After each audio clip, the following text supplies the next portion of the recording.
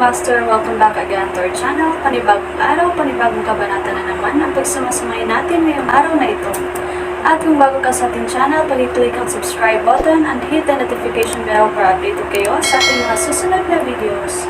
So mga Master, bago natin simulan ang ating kabanata ngayong araw na ito, huwag po sana natin skip yung ads mga Master, no, dahil malaking bagay na po yan sa ating munting channel.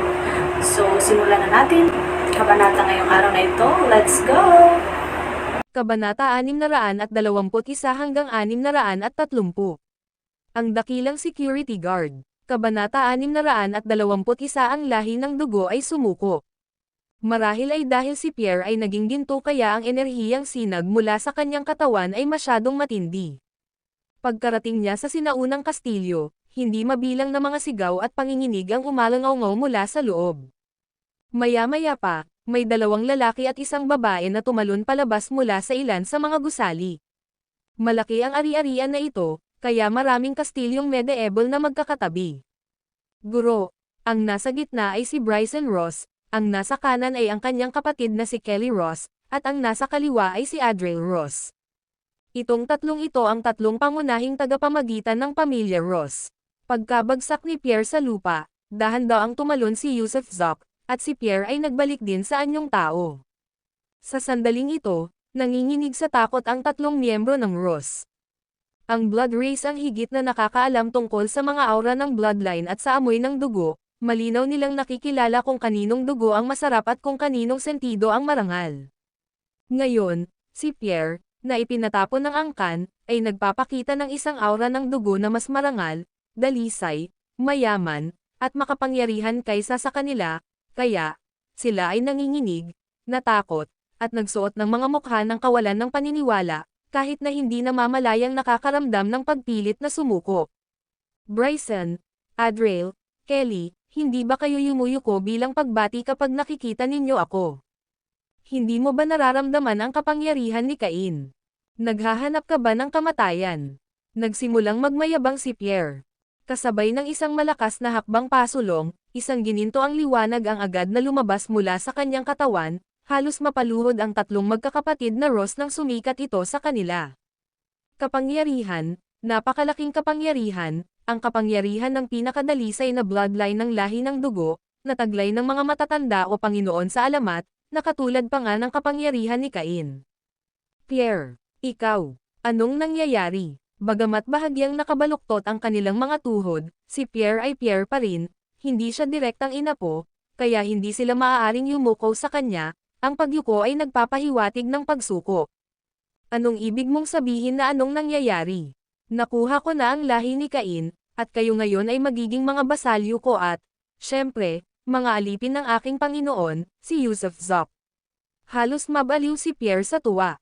Dati hindi niya maiangat ang ulo niya kapag kausap si Bryson Ross, pero ngayon iniiwasan na ni Bryson Ross ang tingin niya dahil sa takot.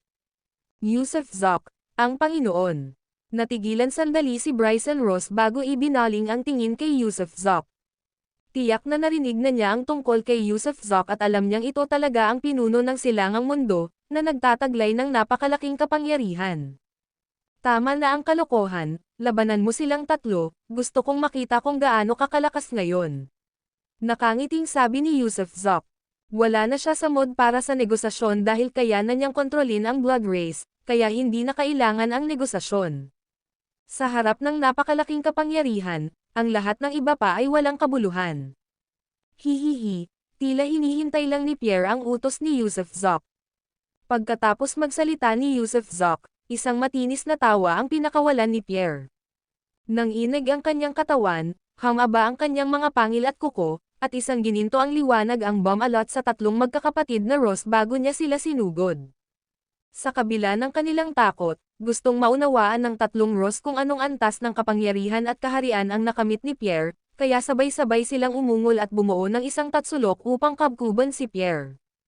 Ang lakas ng loob mo bang hamanin ako, gamit ang base at magulong bloodline mo? Galit na singal ni Pierre, at tuluyang binaliwala ang atake ng tatlo. Bigla, sa isang pitik ng kanyang palso, isang hibla ng gininto ang dugo ang biglang lumabas mula sa kanyang mga daliri. Sa isang paghawak at pagkondensasyon, Ito ay naging isang kumikinang na gininto ang Blood Arrow. Nang itinutok niya ang Blood Arrow, kinilabutan si Bryson at sinubukang harangan gamit ang kanyang kamay, ngunit nang dumampi ito sa palaso, pumailang lang ang usok mula sa kanyang kamay, at ang Blood Arrow ay tumagos dito, na tumama sa kanyang puso. Faf faf faf, napayuko si Bryson na parang nakuryente, pumutok ang katawan niya dahil sa mga pagsabog ng itim na usok, at bumagsak siya paitaas, mabilis na naglaho. Huwag mo siyang patayin. Maautoridad na sigaw ni Yusuf Zok. Lumabas ka. Binawi ang kamay ni Pierre, at ang Blood Arrow ay hinigop palabas mula sa puso ni Bryson. Samantala, sina Adriel at Kelly ay sumalakay kay Pierre gamit ang dulo ng daliri at espada, ngunit hindi lamang hindi lumingon si Pierre, wala ring natira ni isang marka sa kanya. Sina Adriel at Kelly ay lubos na nabigla, nakatayong hindi gumagalaw, at syempre, nakita nila ang kakilakilabot na kalagayan ni Bryson. Kung hindi lang dahil sa pagtigil ng utos ng taga-silangan, si Bryson ay malamang na naging abo na lamang dahil sa gininto ang palaso.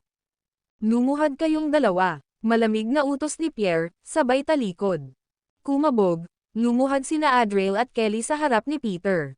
Huwag kang lumuhad sa akin, lumuhad ka sa aking Panginoon, si Yusuf Zok. Sabi ni Peter habang nakayuko at nakapikit ang mga pilikmata kay Yusuf Zok. Oo, oo, oo. Agad na lumingon sina Adriel at Kelly at lumuhad kay Yusuf Zok. Haha, tumayo ka, mag-usap tayo sa loob. Tumawa ng malakas si Yusuf Zok. Dahil kayang talunin ng Blood Arrow ni Peter ang tatlong figurang nasa antas prinsipe, hindi na niya kakailanganing magtaas ng daliri para makipagtalo sa Ross family. Tinulungan si Bryson Ross na makapasok sa pangunahing gusali, at maraming tao ang tumakbo palabas mula sa loob, ngunit nang makita ang pinuno ng pamilya at mga prinsipe na malubhang nasugatan, silang lahat ay hindi makagawa ng kahit anong ingay dahil sa labis na takot. Bukod dito, ito ay ang purong aura na inilalabas ni Pedro, isang mapang-ipong presensya, isang mataas na blood race bloodline. Ang ilan ay maniniwala na siya ay anak ni Cain. Pumasok ang isang grupo sa pangunahing gusali, at walang pakialam na naupo si Yusuf Zok sa sopa, kasama si Peter na nakatayo sa kanyang tabi. Huminga ng malalim si Bryson at lumuhad sa lupa dahil sa panghihina, gayon din sina Adriel at Kelly. Kung tungkol naman sa iba, wala silang pribilehiyong lumuhad. Bryson Ross, kayong tatlo, tumayo kayo at mag-usap, sabi ni Yusuf Zok habang nakatingin sa kanilang tatlo. Tumayo ka para magsalita, malamig na sabi ni Peter. Oo, oo, oo. Agad na tumayo silang tatlo, paulit-ulit na tumango. Naniniwala akong alam ninyong tatlo kung sino ako, at alam ninyo ang mga intensyon ko. Matagal nang pinagmamasdan ni Master Roswell ang asawa ko at nagpadala pa siya ng mga tao para dukutin ang kapatid ko. Ito, syempre, ang nagpapagalit sa akin, kaya nga nandito ako ngayon. Gusto ko sanang ipapatay kayong lahat ni Peter, pero naisip ko, hindi dapat maapektuhan ng mga kasalanan ng anak ang pamilya. Hindi makatarungan na sisihin kayong lahat sa mga pagkakamali ni Roswell, kaya ang pagpatay sa inyo ay maituturing na walang kabuluhang pagpatay. Siyempre, hindi ako kontento sa pagpapakawala sa inyo ng ganoon kadali. Kaya nga, binibigyan kita ngayon ng dalawang pagpipilian, nag-isip si Yusuf Zok sa kasinabi. Ang una, paikop ka sa akin, maging basalyo ka, o gaya ng sabi ni Peter, aking alipin. Kung gayon, marahil ay matutulungan din kita, tulad ng ginawa ko kay Peter, na magkaroon ng gininto ang dugo, at may angat sa isang katayuan na mas mataas kaysa sa mga elder o lord na nasa antas ng prinsipe. Ang pangalawang opsyon, ang tumangging sumuko, at sa loob ng kalahating oras, ipapapatay ko kayong lahat kay Peter. Alam kong may iba pang mga eksperto ang clan ninyo, pero wala sila rito, kaya nasa iyo ang pagpili. Ikaw, matutulungan mo ba kami tulad ni Peter, na makamit ang gininto ang dugo? Hindi makapaniwalang tanong ni Bryson. Paano mo nagawang questionin ang mga salita ng Panginoon? Galit na sigaw ni Pedro. Handa kaming magpasakop, kagalang-galang na Panginoon. Handa kaming magpasakop. Pangungunahan ni Bryson ang pamilya Ross upang maglingkod sa inyo, ng tapat at magpakailanman. Lumuhad muli sina Bryson Ross, Adriel, at Kelly nang walang pagdadalawang isip. Matalino nga talaga sila. Alam ng matatalinong tao kung paano magdesisyon, at bukod pa rito, alam ng mga ito ang maalamat na katayuan ng mga matatanda o Panginoon, kung lahat sila ay may gintong dugo, hindi lamang nila lubos na makokontrol ang pamilya Ross kundi mamumuno pa nga sila sa pamilya Dracula. At sa pamamagitan ng gininto ang dugo, maaari pa silang mabuhay ng 1,000 taon. Ang video na ito ay edited by Urban Storytelling. Kabanata 622. Gusto rin nila pumunta sa Dragon Gate. Nanatili si Yusuf Zok sa pamilya Ross ng 3 araw, at pagkatapos ng 3 araw, sabay na nakamit ni na Bryson Ross, Adriel Ross, at Kelly Ross ang gininto ang dugo. Tila mas malalim ang kanilang kaalaman kaysa kay Pierce, na nagsasabing ito ang dugo at kapangyarihan ng mga matatanda, hindi pa sa isang Panginoon. Kahit na hindi ito nasa antas ng Panginoon, kung susukitin laban sa mga grado ng mga taga-silangan na cultivator, katumbas ito ng foundation establishment, o mas malakas pa. Lubos silang sumunod kay Yusuf Zok. Gayunpaman, sa loob ng 3 araw na iyon, hindi pa bumabalik ang batang si Roswell. Matapos subukang kontaken siya ni Bryson ng 2 beses, pinatay na ni Roswell ang telepono nito. Malamang ay may nagtip kay Roswell mula sa angkan, kaya dahil alam niyang mapanganib ang bumalik, nagtago siya. Hinihingi ko ang ulo ni Roswell anuman ang mangyari, at kikilos ang lahat ng miyembro ng iyong pamilya. Kung hindi mo kaya, mamatay ka na. Nag-aalab sa galit si Yusuf Zok. Gusto niyang patayin si Roswell, pero hindi niya magawa, kaya paano siya hindi magagalit? Ako mismo ang hahanap sa kanya. Sigaw ni Adriel Ross, sabay takbo palabas, ngunit umalangaw-ngaw ang boses niya, ihaharap ko ang ulo niya sa aming respetadong Panginoon para magawa ninyong isang napakagandang tasa ng alak ang bungo niya. Bukod pa rito, aalis na ako, pero magsasama ako ng kahit 10 lahi ng dugo, 7 babae at 3 lalaki, malamig na sabi ni Yusuf Zok. Oo, lahat ay gagawin ayon sa kagustuhan ng Panginoon. Dahil natanggap na nila ang espiritu liwanag ni Yusuf Zok, maaaring ayaw nilang magpasakop, ngunit ang kanilang buhay at kamatayan ay nasa kapritsyo ni Yusuf Zok. Hanggat inalis ni Yusuf Zok ang spirit light, sila ay magiging abo at maglalaho sa mundong ito. Bukod dito, tunay silang may marka, ang mga kaisipan ng pagpapasakop at katapatan ay natural na nabubuo. Hindi sila magre-rebelde kundi susundin lang nila ang bawat utos ni Yusuf Zok. Makipagtulungan kayo sa aking kumpanya ng Dragon Gate, magtakda ng strategic deployment, kailangan pang lumakas ang aking Dragon Gate. Bukod dito, ang pamilya Ross at ang pamilya Dracula, dapat ninyong kontrolin ang lahat. Kung tungkol naman sa mga ninuno mo, hindi ko sila bibigyan ng gininto ang dugo, kaya kung patuloy silang mabubuwal sa ibabaw ng inyong mga ulo, nasa inyo na ang desisyon. Ang ibig sabihin ng pag-uudyok ni Yusuf Zok sa kanila na lipulin ang sarili nilang mga ninuno. Ngunit ang mga lahi ng dugo ay may kakayahang gumawa ng gayong mga bagay, dahil hindi sila tao sa simula pa lamang at walang likas na pagkatao. Magpaparami pa nga sila ng magkakapatid para lang sa purong kadugo. Anong uri ng tao ang maaari nilang pag-usapan? Lahat sila ay mga halimaw.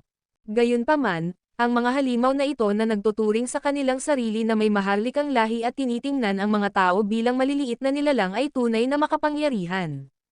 Maaari silang mabuhay ng daan-daan, o libu-libong taon pa nga, nagtataglay ng napakalaking kakayahan sa pagbabagong buhay, mga kapangyarihang supernatural, at minana pa nga ang mga orasayon o sumpa, kaya naman angkop sila bilang mga tagapagpatupad.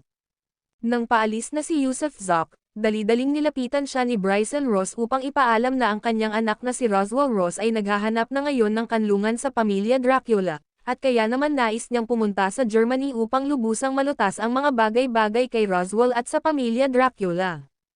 Napili mo na ba ang mga tao? Nag-isip sandali si Yusuf Zok pagkatapos ay nagtanong.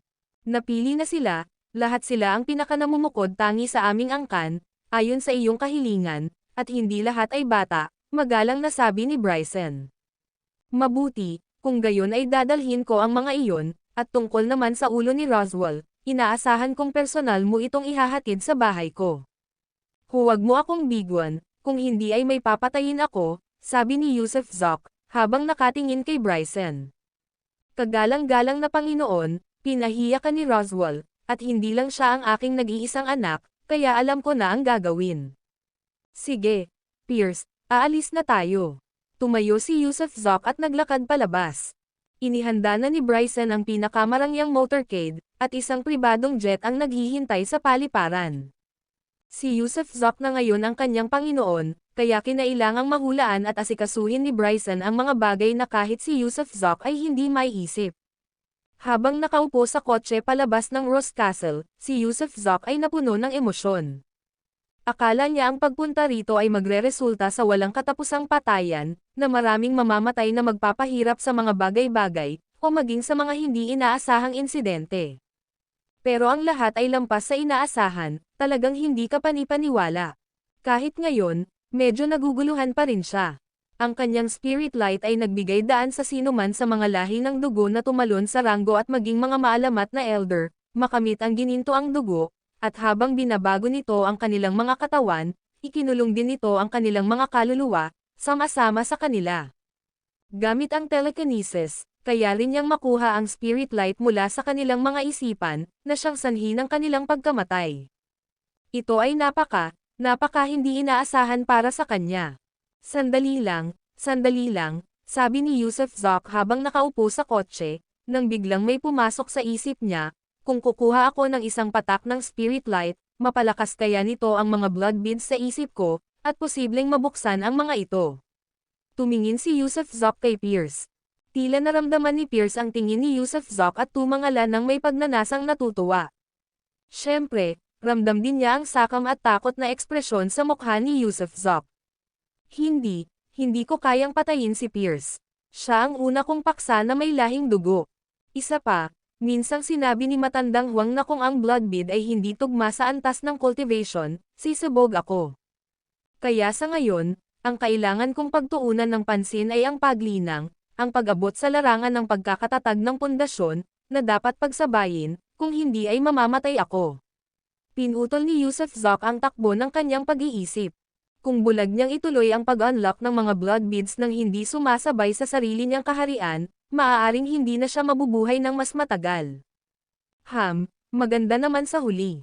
Pagkatapos gumamit ng 10 patak ng lilang tubig para gawing matatanda ang mga taong ito, magkakaroon ng isa na susunod kay Jaeyon, isa kay Louis Garrett, isa kay Liang, isa kay Mia, isa kay Ariel Higgins, isa kay ate ko, isa kay Amber Vance, kasama sina Marlon Shepard at tatay, 9 na iyon.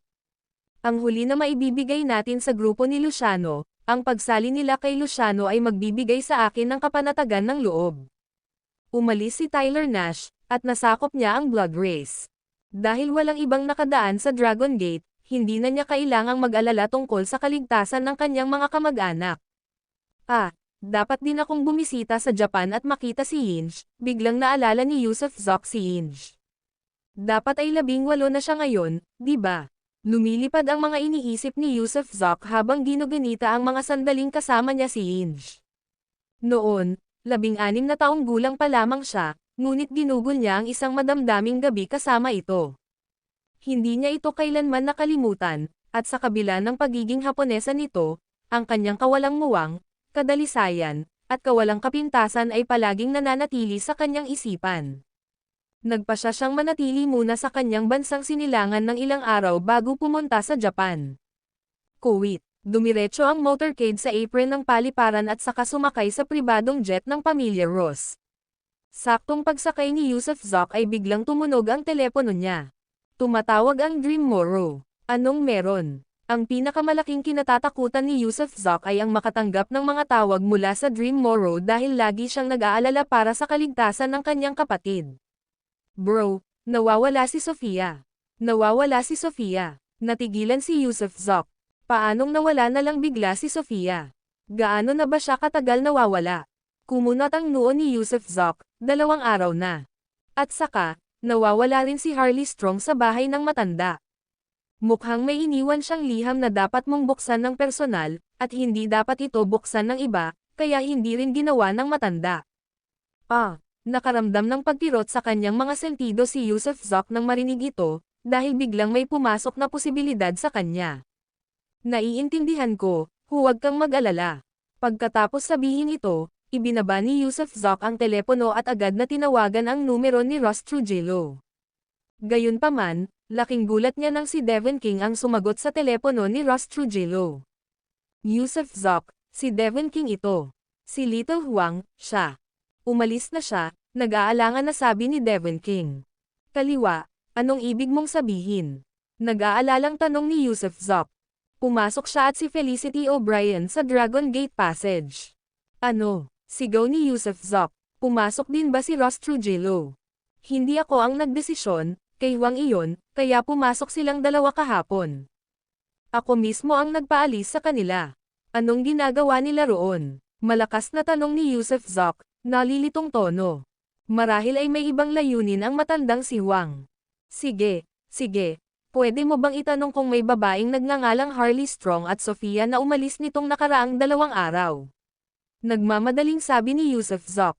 Silang dalawa. Sandaling tumigil si Devon King. Sige, magtatanong ako sa paligid. Hindi niya ibinaba ang tawag bagkus ay nagsimula siyang magtanong sa mga tao sa paligid niya. Nagtanong ka sa tamang panahon, hindi pa sila pumapasok. Pero nasa pasukan sila ng Dragon Gate ngayon. Wala silang Dragon Gate order at hinihingi nila ito mula sa ating mga tauhan. Nagkaroon ng kaguluhan. Huwag mo silang saktan, dahil alam mo na ang magiging kahihinatnan, pero huwag mo rin silang bigyan ng Dragon Gate order, sabihin mo sa kanila na utos ko iyan. Mabilis na utos ni Yusuf Zoc, nasa eroplano ako ngayon at hindi ako makakabalik hanggang sa makalawa.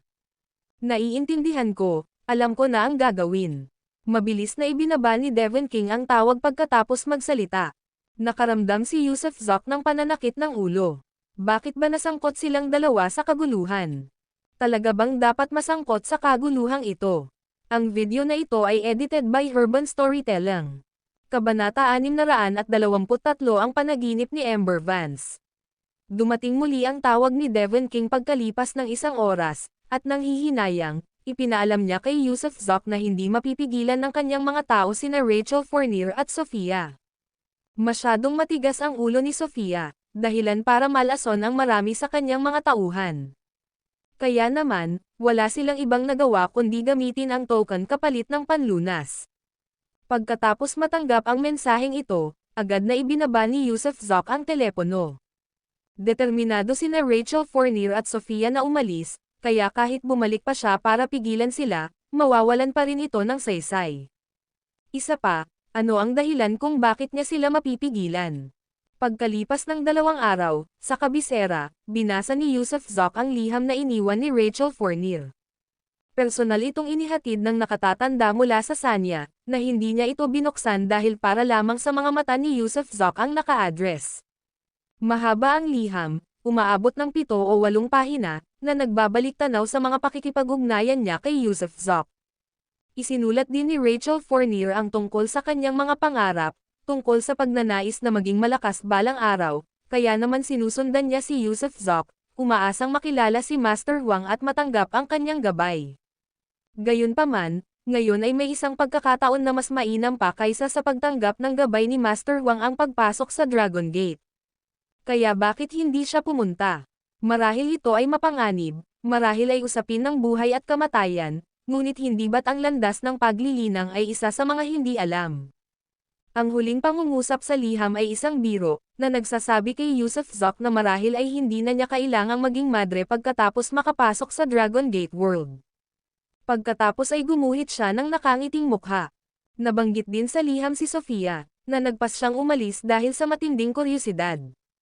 Sa katunayan, si Sofia ay magiging ganoon din kahit saan dahil ang kanyang kawalang muwang ang nagtatakda ng kanyang kapalaran, walang inaalala anuman ang kanyang paligid. Pagkalipas ng 20 araw, sa Wengquan Villa. Isa na namang bagong taon ng Lunar. Kahit maraming tao ngayong Spring Festival, medyo hindi na ito gaanong masigla kumpara dati. Bumalik na si Sarah Zoc, at naroon din ang matandang lalaki, maging sina Old Ye at Alvin Petty mula sa Hong Kong ay sumama sa kanila upang magdiwang. Pero pakiramdam ng lahat ay may kulang. Pagkatapos ng bagong taon, nag-impake ang matandang lalaki ng isang malaking travel bag at umalis ng mag-isa ng walang kasamang blood race. Sabi niya gusto niyang maglakbay at makita ang mundo. Umalis din sina Sarah Zoc at Dream Morrow, pabalik sa bayan ni Dream sa Shandong dahil 2 taon na rin mula noong huli siyang bumisita. Sa unang araw ng bagong taon, sina Yusuf Zoc at Miles O'Brien ay pumunta sa Shijiazhuang upang bisitahin ang mga magulang ni Miles. Pagkatapos manatili sa bahay ni Miles hanggang ika-4 na araw, binisita nila ang mga magulang ni Paisley Kirk. Pagbalik sa ika-7 araw, binisita ni Yusuf Zoc ang bahay ni Amber Vance ngunit sinalubong siya ng mainit na pagbati mula kay Amber at medyo malamig na pagtanggap mula sa kanyang mga magulang. Nahulaan ni Yusuf Zoc kung bakit malamig ang pakikitungo sa kanya ng mga magulang ni Amber, tutal, siya naman ang nakialam sa relasyon ng kanilang anak na babae, at pagkatapos makialam, nawala siya. Kaya natural lang, hindi matutuwa ang mga magulang ni Amber. Hindi siya nanatili para kumain sa Vance Family Villa, personal na sinamahan ni Amber Vance palabas si Yusuf Zoc, at naglakad-lakad sila sa loob ng housing complex. Ano ba ang pinagkakaabalahan mo? Hindi rin maganda ang mood ni Amber, sinabi ni Yusuf Zoc na hahanapin niya ulit siya, pero matagal din itong nawala. Ang kumpanya, pamilya, mga kaibigan, sobrang abala, bakas sa mukha ni Yusuf Zoc ang pagkakasala, dahil hindi pa rin alam ni Amber na may karelasyon siyang ibang babae, kaya nag-aalangan siyang magsalita. Kailan mo ako tutulungan na mabawi ang aking alaala? Biglang tanong ni Amber.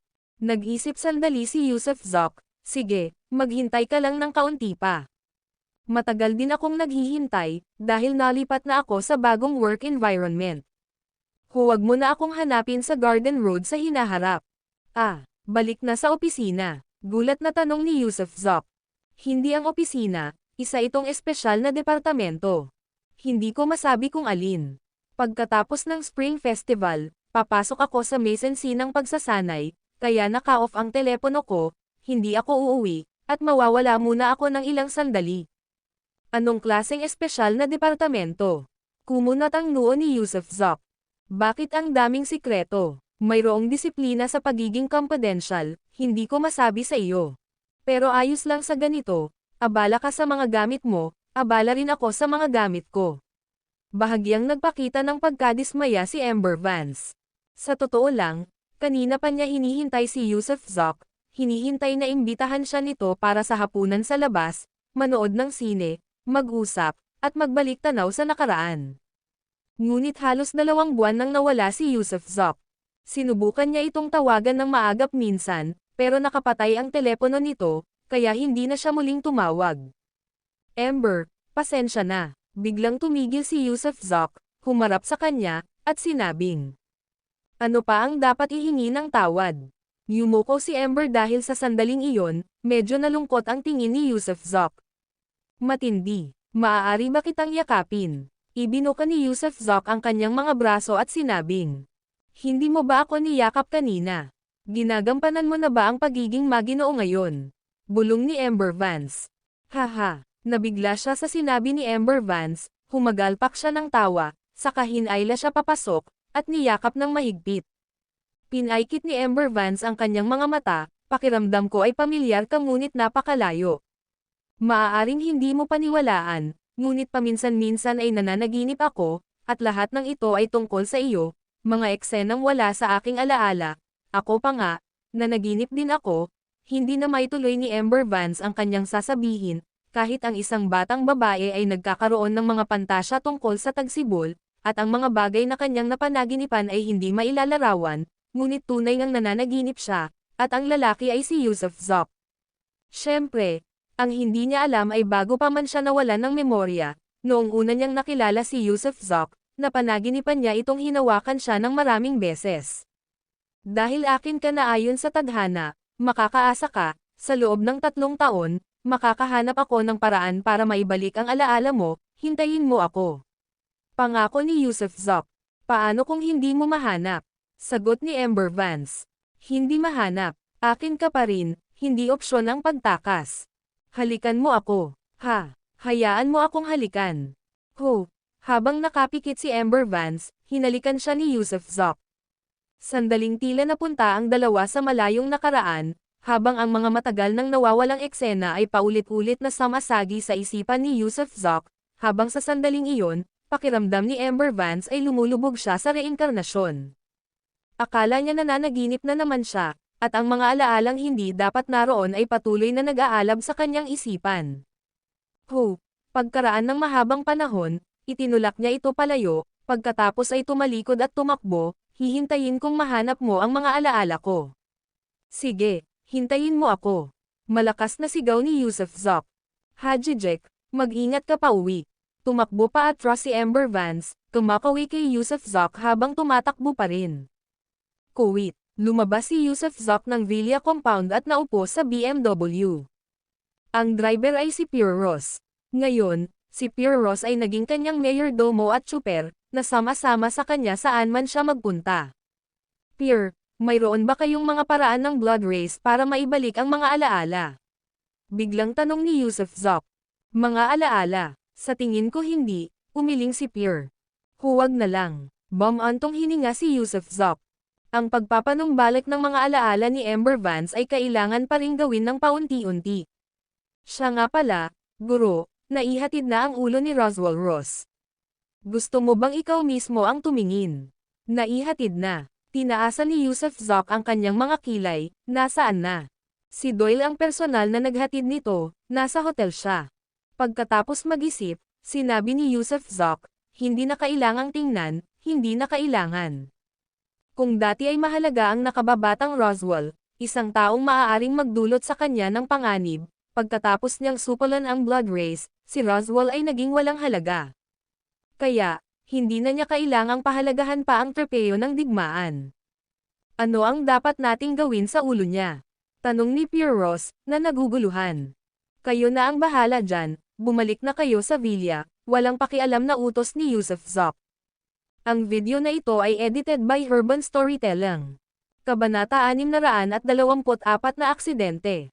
Nahilig si Ariel Higgins sa pagsusugal, at pagkatapos ng Spring Festival, pumunta siya sa Macau.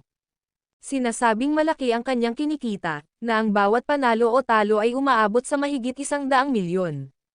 Sa katunayan, nagsimulang magsugal si Ariel noong nakaraang taon, ngunit kahit sino pa ang magpayo sa kanya, hindi siya nakinig, at sina Ruth Wilcox at ang iba pa ay hindi nang ahas na sabihin ito kay Yusuf Zok.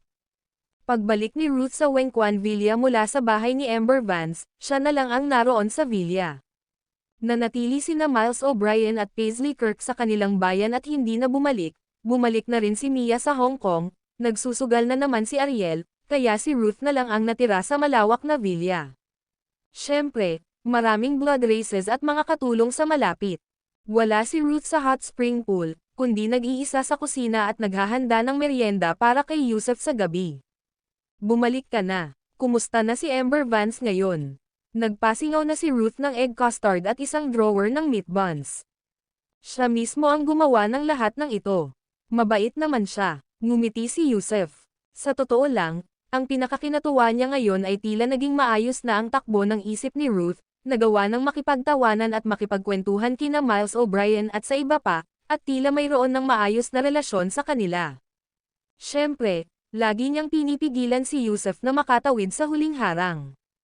Kahit na naghalikan at naghawakan na sila kung saan dapat, hindi niya hinayaang mabasag ni Yusuf ang huling patong ng papel sa pagitan nila, na siya ring kanyang kinikita. Paano naman ang baliw na babaeng yun na si Ariel? Bakit wala siya rito? Umupo si Yusuf at nagsimulang kumain dahil hindi pa naman talaga siya nakakain ng hapunan. Hindi siya tinanggap ng pamilya Vance. Siya pumunta sa Macau, sabi ni Ruth matapos ang ilang sandaling pag-iisip. Macau. Sandali na natigilan si Yusuf. Anong ginagawa niya sa Macau? Pagsusugal. Maraming beses na siyang umalis, palaging nawawala ang lahat bago bumalik. Dapat mo siyang kausapin. Hayaan mo na siyang maglaro kung iyon ang gusto niya.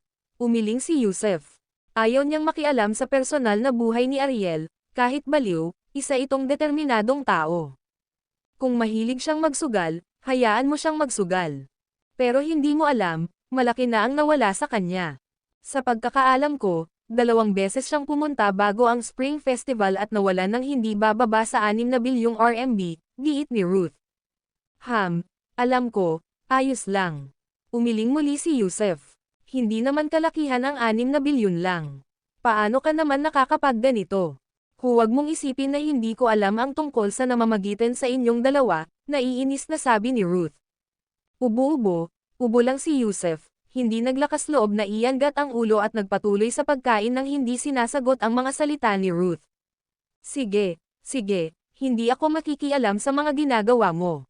Sabi ni Ruth, naninikip ang dibdib sa galit habang pinapadyak ang mga paa at bumalik sa hot spring pool.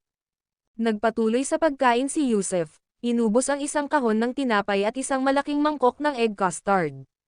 Bill. Pagkatapos kumain, malakas na tinawag ni Yusef si Bill.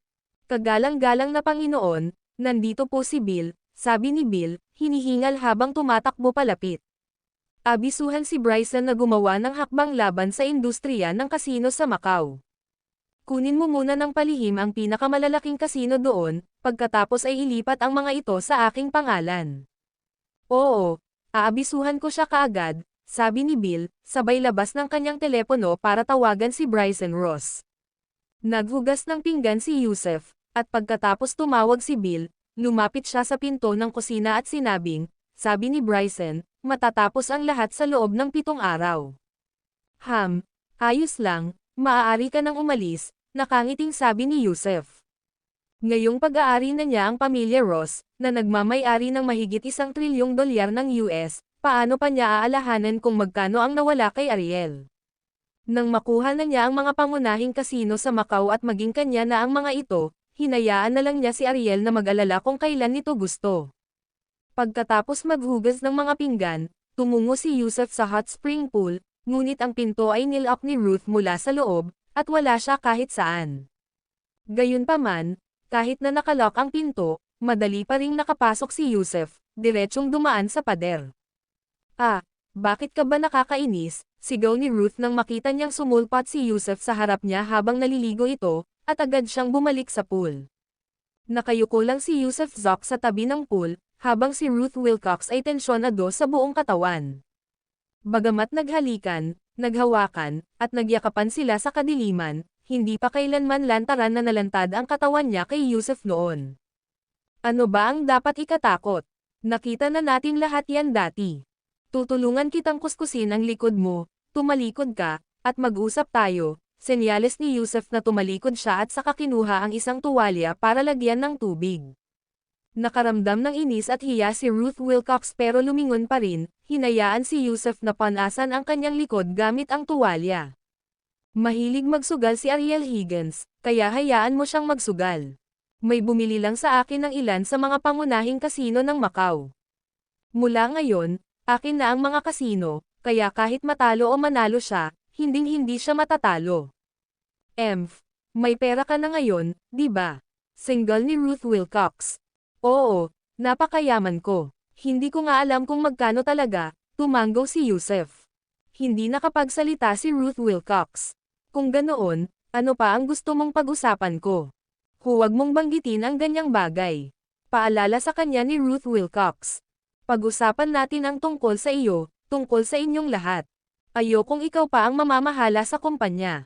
Pwede tayong umupa ng mga profesional na manager para dyan, kaya gusto kong manatili ka sa tabi ko, makasama ko araw-araw, nag-isip sandali si Yusef. Kung walang karera, mag-asawa ako, bulong ni Ruth Wilcox. Kung wala kayong lahat, mas lalo akong maiinip, buntong hininga ni Yusef. Yusef, biglang lumingon si Ruth Wilcox at tumingin kay Yusef, hindi ka ba nalulungkot nitong mga nakaraang araw? Walang anumang bagay na nagpapalungkot sa akin, umiling si Yusef. Nag-aalala lang ako sa mga pumapasok sa Dragon Gate. Natatakot din ako na balang araw, may lalabas mula sa loob para patayin ako. Kung gusto mong pumunta sa Dragon Gate, pumunta ka. Hindi kita pipigilan. Hihintayin ko ang pagbabalik mo. Biglang hinawakan ni Ruth Wilcox ang kamay ni Yusef. Hindi ako sasama. Agad na umiling si Yusef. Wala akong planong pumunta noon, at hindi na ako pupunta sa hinaharap. Hindi ko kayo hahayaang umalis ng mag-isa. Pero kapag nakikita kitang malungkot, sumasakit ang puso ko, malungkot na sabi ni Ruth Wilcox. Hindi na ako malungkot, masaya ako kapag kasama kita, sabi ni Yusef, at saka nagsimulang maghubad. Anong ginagawa mo? Huwag kang pumasok, pakiusap, huwag kang pumasok. Sinasabi ko sa iyo, ako. Splash! Bago pa matapos si Ruth sa sasabihin, naghubad na si Yusef at sumakay na. Nako, Instinktong niyakap siya ni Yusef, at hindi napigilan ni Ruth Wilcox ang panginginig. Hindi natin kaya, hindi kita pwedeng makasama ng basta-basta. Ma'am, bago pa man matapos si Ruth sa pagsasalita, hinalikan na siya ni Yusef, tinakpan ang bibig, at ang mga kamay nito ay hindi mapakali na gumalaw, kinikiliti siya hanggang sa tila wala na siyang natitirang lakas. Swish! Sa gitna ng kanilang madamdaming pagyayakapan, binuhat siya ni Yusef mula sa baywang, at inilabas mula sa pool ng may malalaki na hakbang. Hindi pwede. Ibaba mo ako, mahinang suntok ni Ruth Wilcox sa kanya. Gayunpaman, hindi pinansin ni Yusef, at direktang inihagis siya sa kama at idiniin siya. Marahil dahil alam niyang hindi siya makakatakas ngayon, hindi namamalayang ipinikit ni Ruth Wilcox ang kanyang mga mata habang sumusugod ang nakakatakot na si Yusef, nanginginig ang kanyang mga kilay, at halos mawalan ng malay ang kanyang kagandahan. Kuwit, matapos ang isang gabi ng tagsibol na magkasama, naranasan ang mahiwagang panliligaw, habang ang langit ay nagiging malabo na bukang liwayway, si Ruth Wilcox, isang baguhan sa ganitong mga bagay, ay nais pa ring magbahagi ng isa pang matamis na sandali kay Yusef nang bigla niyang matuklasan na ang katawan nito ay napakainit. Kasabay nito, isang lilang liwanag sa kanyang noo ang kumislap papasok at nawala sa kanyang paningin. At patuloy na tumutulo ang pawis sa noo ni Yusef. Anong problema mo? Sigaw ni Ruth Wilcox sa takot. Ang video na ito ay edited by Urban Storytelling. Kabanata 625 Isang maling alarma. Takot na takot si Ruth Wilcox dahil si Yusef Zoc, na nakasama niya sa isang gabi ng pagnanasa, ay nag-aalab na sa buong katawan. Isang nakakatakot na lilang liwanag ang sumilay sa kanyang noo, at patuloy na tumutulo ang pawis mula sa kanyang noo, nanginginig ang kanyang katawan. Ruth, magbihis ka na at lumabas, sabi ni Yusef Zoc, habang nahihirapang umupo. Sa sandaling iyon, malakas na kumabog ang kanyang mga sentido, at sa kanyang isipan, 7. Hindi. Ngayon, 8 blood beads ang walang tigil na pumipintig, at napakabilis ng pagtibok nito. Pakiramdam niya ay sisabog ang ulo niya, parang sisabog ang buong katawan niya. Hindi niya inaasahan ito, at lalong hindi niya inaasahan na ang pagsasama ni Yin at Yang at Ruth ay makakatulong sa kanya na mabuksan ang isa pang blood bead. Isang aksidente iyon, isang aksidente na hindi niya inaasahan. Dapat ay isa lamang itong normal na buhay mag-asawa, sino ang mag-aakalang magbubukas ang isang blood bead sa ganitong kakaibang paraan. Alam niyang hindi katulad ni Paisley Kirk si Ruth, si Paisley Kirk ay isang bayhu, habang si Ruth, bagamat isang pambihirang babae, ay hindi ganoong klaseng babae na may napakalakas na pangangatawan. Gayunpaman, may ilang hula si Yusef Zoc, ito ang unang pagkakataon ni Ruth, kaya ang pagsasama ng Yin at Yang ang humantong sa pagbubukas ng kanyang blood bead. Matagal na niyang inaasam na mabuksan ang mga blood beads at nakaisip na siya ng iba't ibang paraan, pero ngayon ayaw na niya, at hindi niya inaasahan na matutulungan siya ni Ruth na mabuksan ang isa. Na-activate na ang 8th blood pearl, ngunit ang kanyang realm ay nanatili pa rin sa innate level, kaya hindi kinaya ng kanyang katawan ang napakalaking kapangyarihang kasama ng 8 blood pearls, isang hindi pagtutugma para sa kanyang realm. Wala nang pakialam si Ruth sa pagbibihis, lalo na sa pag-iwan kay Yusef. Sa kanyang takot, agad niyang hinanap ang kanyang damit para mahanap ang kanyang telepono, balak sanang tumawag ng ambulansya. Ruth, makinig ka sa akin, hindi ako may iligtas ng iba, ito ay dahil palihim kong isinasagawa ang masamang paraan ng paglilinang noong. Ang ating ginawa, at nagkamali ito. Please, magpakabait ka at lumabas ka muna, pagmamakaawa ni Yusef, sa takot na baka masaktan ang babae, kaya sinubukan niya itong pakalmayan gamit ang malumanay na tono. Sige, aalis na ako, pero ikaw, huwag mong hayaang may mangyari sa iyo, umiiyak na sabi ni Ruth, halos himatayan. Kung alam lang niya na ganito ang kahihinatnan ni Yusef, hindi sana siya pumayag. Ang kilos na iyon, ano ba ang lahat ng ito? Dali-dali siyang nagbihis at tumakbo palabas, pagkatapos ay tinawag sina Ariel Higgins at Miles O'Brien, at pagkatapos ay nakatayo lang sa labas ng pinto at hinihintay si Yusef. Patuloy na ipinatupad ni Yusuf ang utos ng Chi Gathering Song, sinusubukang bawasan ang pagkabalisa ng mga blood beads sa kanyang isipan sa pamamagitan ng pagpapakalat ng enerhiya. Pero kahit ilang beses niya nang pinatakbo ang ikot, nagpapatuloy pa rin ang pagkabalisa. Naupo siya sa silid ng isang buong araw, habang may kumikislap pa ring lilang ilaw sa kanyang noo. Bumalik si Miles O'Brien bago gumabi, gayon din sina Paisley Kirk at Ariel Higgins. Hindi nang ahas si Ruth na sabihin ito kina Marlon Shepard at sa iba pa, dahil kung tutuusin, ang aksidenteng ito ay nagmula sa mga usapin ng kama, at nakakahiya kung pagtawanan ito ng iba, kaya siya, si Miles O'Brien, si Ariel Higgins, at si Paisley Kirk na lang ang naiwan sa labas at hindi alam ang gagawin. Kasalanan ko lahat, kasalanan ko lahat. Hindi ko alam na mangyayari ito sa kanya. Nahihiya si Ruth na harapin sina Miles at Paisley, habang patuloy na sinisisi ang sarili. Sa halip, inalo siya nina Miles at Paisley. Ang apat na babae ay naghintay sa villa ng isang araw at isang gabi. Sa ikatlong gabi pa lamang lumabas si Yusuf, nawala na ang lilang liwanag sa kanyang ulo, ngunit nakakatakot ang kanyang itsura. Nagniningning ang kanyang mga mata, at ang kanyang mukha ay napakaputla na walang kahit kaunting kulay. Kumusta ka na ngayon? Agad siyang pinalibutan ng apat na babae pagkakita sa kanyang paglabas. Pagkatapos ay umupo ng mabigat si Yusuf sa sofa at sinabi sa malalim na boses, "Ang telepono ko." Heto, agad na iniabot ni Ruth kay Yusuf ang kanyang telepono. Tinawagan ni Yusuf ang numero ni Devon King at, pagkakonekta nito, direktang nagtanong, "Nasaan si Mr. Huang?" "Mr. Huang, hindi ako sigurado, hindi ko siya mahanap.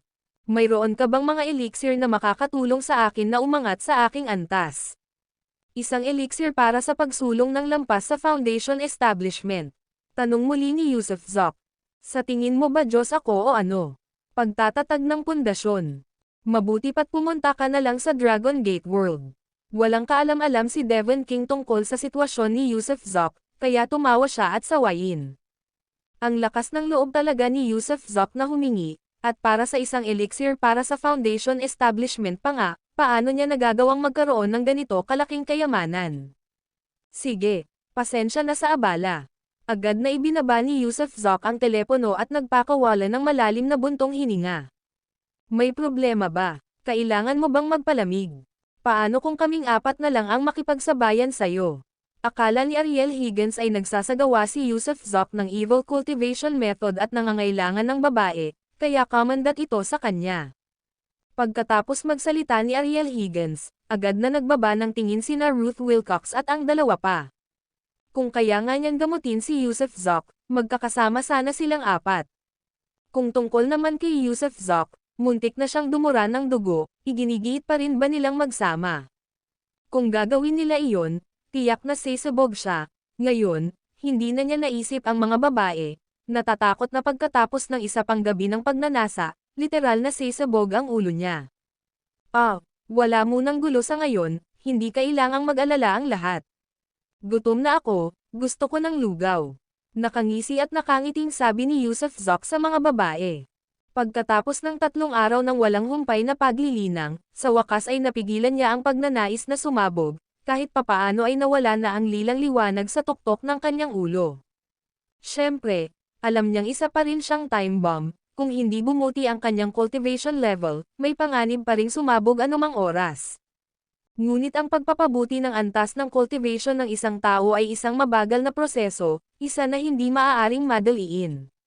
Sisimulan na natin yan agad. Nagtakbuhan ang 4 na babae papunta sa kusina at nag-abala sa pagkain. Pinagmasdan ni Yusuf Zok ang maayos na eksena ng 4 na babaeng nag-aalala at nag-aabang para sa kanya mula sa likuran, nakakaramdam ng hindi maipaliwanag na kaligayahan. Sa totoo lang, masarap talaga ang mamuhay ng ganito. Kumusta naman ang Dragon Gate World? Kumusta naman ang immortalidad?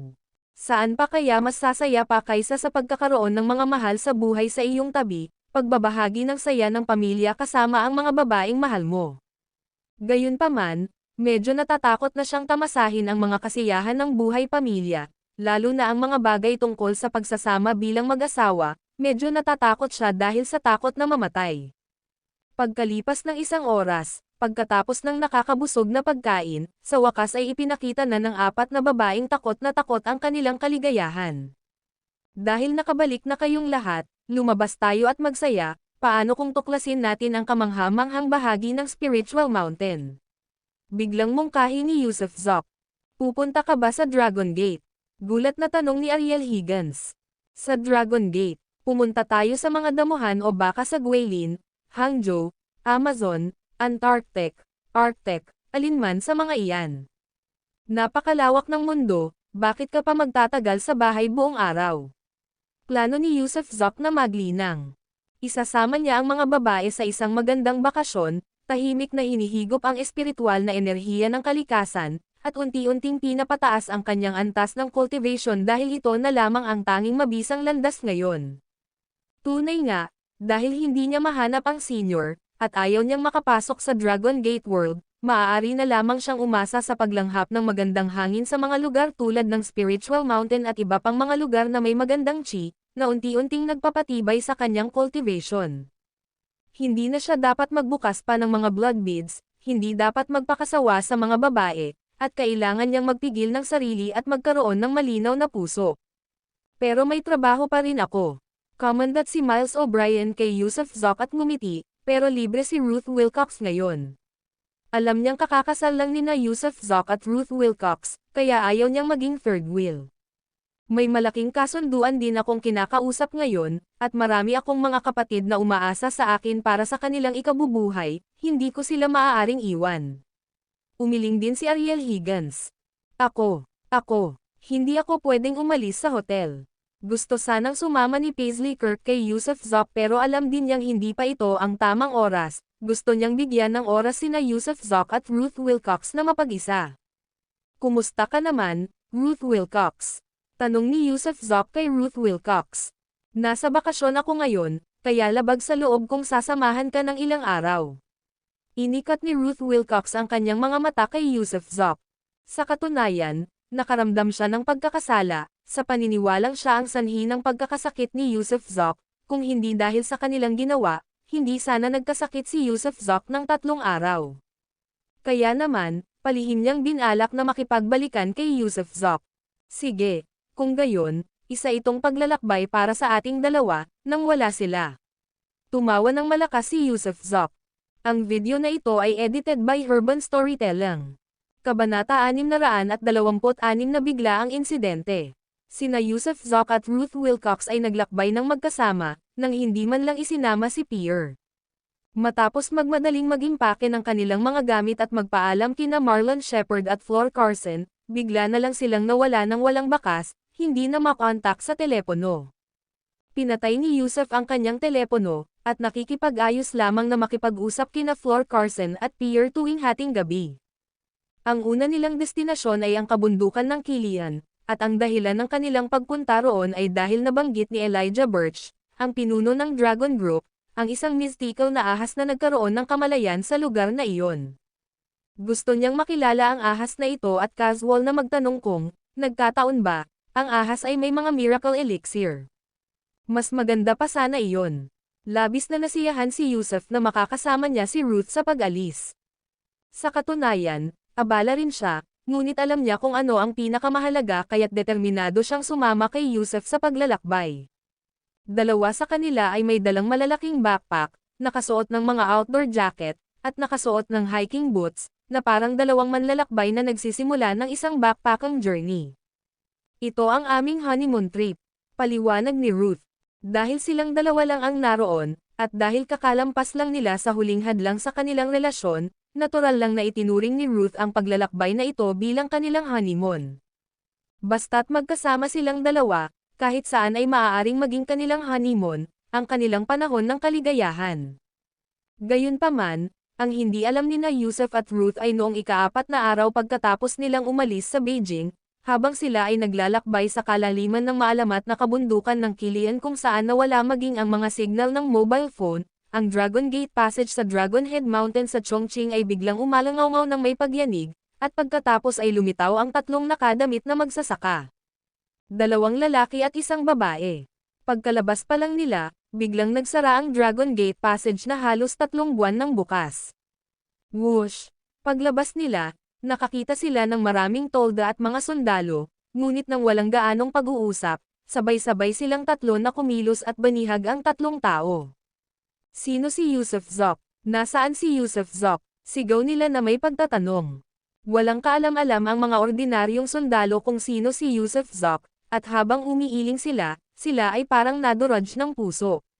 Nagtakbuhan palabas ang mga miyembro ng Dragon Group na nanatili sa mga tolda, at nang makita ang tatlong magsasaka, tinangka nilang tumakas agad. Pero paano sila magiging mas mabilis kaysa sa tatlong mula sa Dragon Gate? Kaya naman, bago pa sila makatakbo ng ilang hakbang, nahuli na sila ng tatlong eksperto. Ang maalamat na menor de edad na kaharian ng katotohanan pananaw. Kalagitnaan pa lang ng yugto ng acquired face, di ba? Magsalita ka, sino si Yusuf Zok, nasaan si Yusuf Zok? Mabangis na sabi ng babae. Bagamat hindi ko alam kung nasaan si Yusuf Zok, siguradong alam ito ng ating pinuno. Maaari ko bang tawagan ang aming pinuno?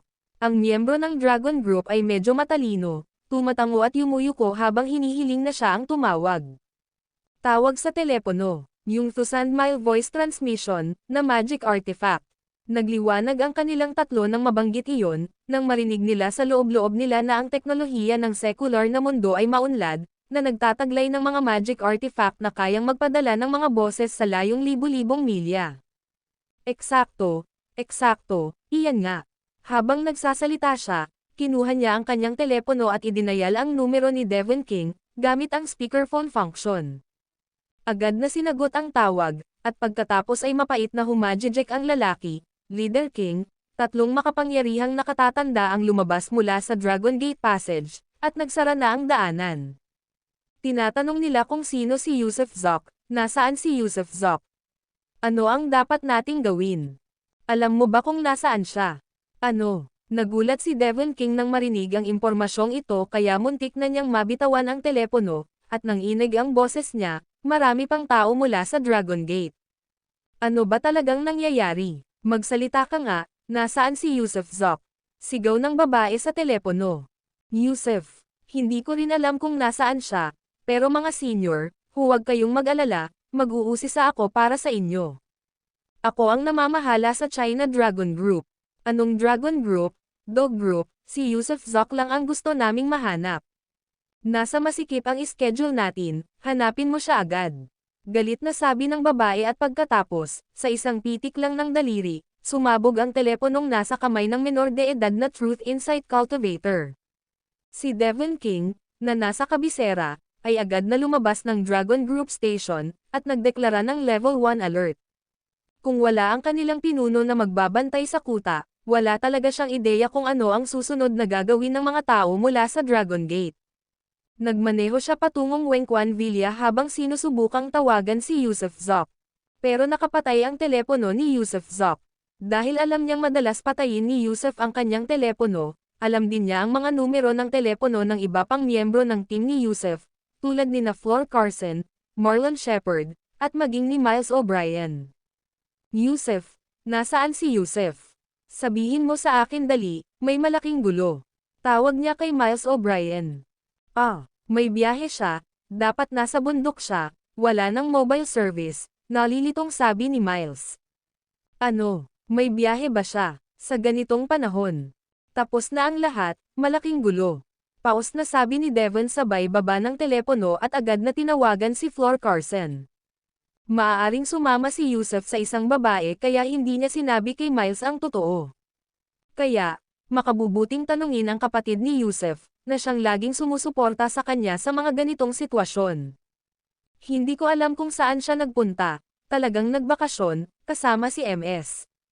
Wilcox, nagkasama lang silang dalawa, naghahanimon. Pagkukwento ni Flor sa mga nalaman niya. Sa wakas ay nahulog na ang loob ni Ruth Wilcox kay Yusuf, kaya normal lang para sa kanila na patayin ang kanilang mga telepono at i-enjoy ang kanilang matamis na oras na magkasama. Isa pa, hindi nila kailangang mag-alala tungkol sa kanilang tahanan, kung saan maraming amo ang naroon. Anong nangyari? Biglang tanong ni Flor. May lumabas mula sa Dragon Gate. Babala ni Devon. Ano? Nanginig si Flor sa sinabi niya. Kailan sila lumabas? Ilang tao. Anong antas ng cultivation? Mabilis na tanong ni Flor. Tatlo sila, hindi ko alam ang kanilang antas ng cultivation, pero siguradong napakalakas nila. Mag-ingat kayo, payo ni Devon. Iyon lang ang nagawa niya habang papalapag ang tatlong napakalakas na eroplano, kailangan niya silang salubungin, gumanap bilang tagasunod, at panatilihin silang masaya. Hindi na nagsalita pa si Flor ngunit mabilis na ibinaba ang tawag at pagkatapos mag-isip sandali, tinawagan muli si Miles para utusan itong umalis agad sa kabisera at tumungo sa ibang bansa.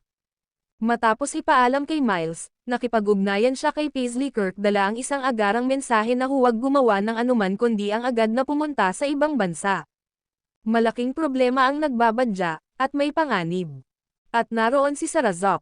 Tinawagan din ni Flor ang Dream Morrow, sinabihan itong isama si Sarah sa bakasyon, sa kahit anong bansa, nang hindi nakikipag-ugnayan sa kahit kanino o nagsasabi ng kanilang kinaroroonan. Marahil dahil sa pagmamadali ni Flor, agad na sumunod si Dream, at inihatid si Sarah palayo sa Hong Kong International Airport. Gayunpaman, hindi agad umalis sina Miles at Paisley, dahil hindi nila maintindihan ang nangyayari. Gusto nila ng paglilinaw bago gumawa ng anumang aksyon. Pero dahil abala ang linya ng telepono ni Flor, dumiretso ang dalawa sa villa. Habang nagkakagulo sina Flor at Devon, hindi alam ang susunod na mangyayari, tatlong guhit ng liwanag ang sumilay mula sa timog kanluran. Sa isang iglap, natawid nila ang layong libu-libong milya. Hindi lang kayang lumipad ng tatlong ito, kundi napakabilis din ng kanilang mga bilis.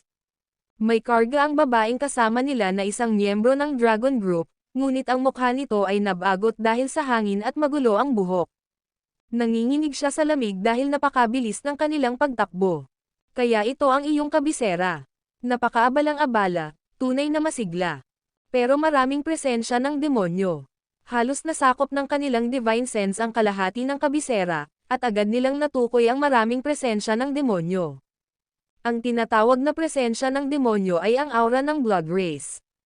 Sa loob ng kanilang divine sense, ang aura ng blood race ay nagpakita bilang demonic energy, lalo na malapit sa isang partikular na bukal sa labas kung saan ang demonic energy ay pinakamakapal at ang mga demonyo ay pinakamarami.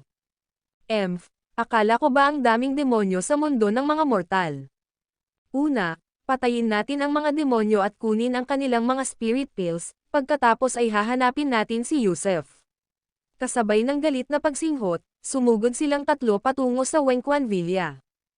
Ang video na ito ay edited by Urban Storytelling.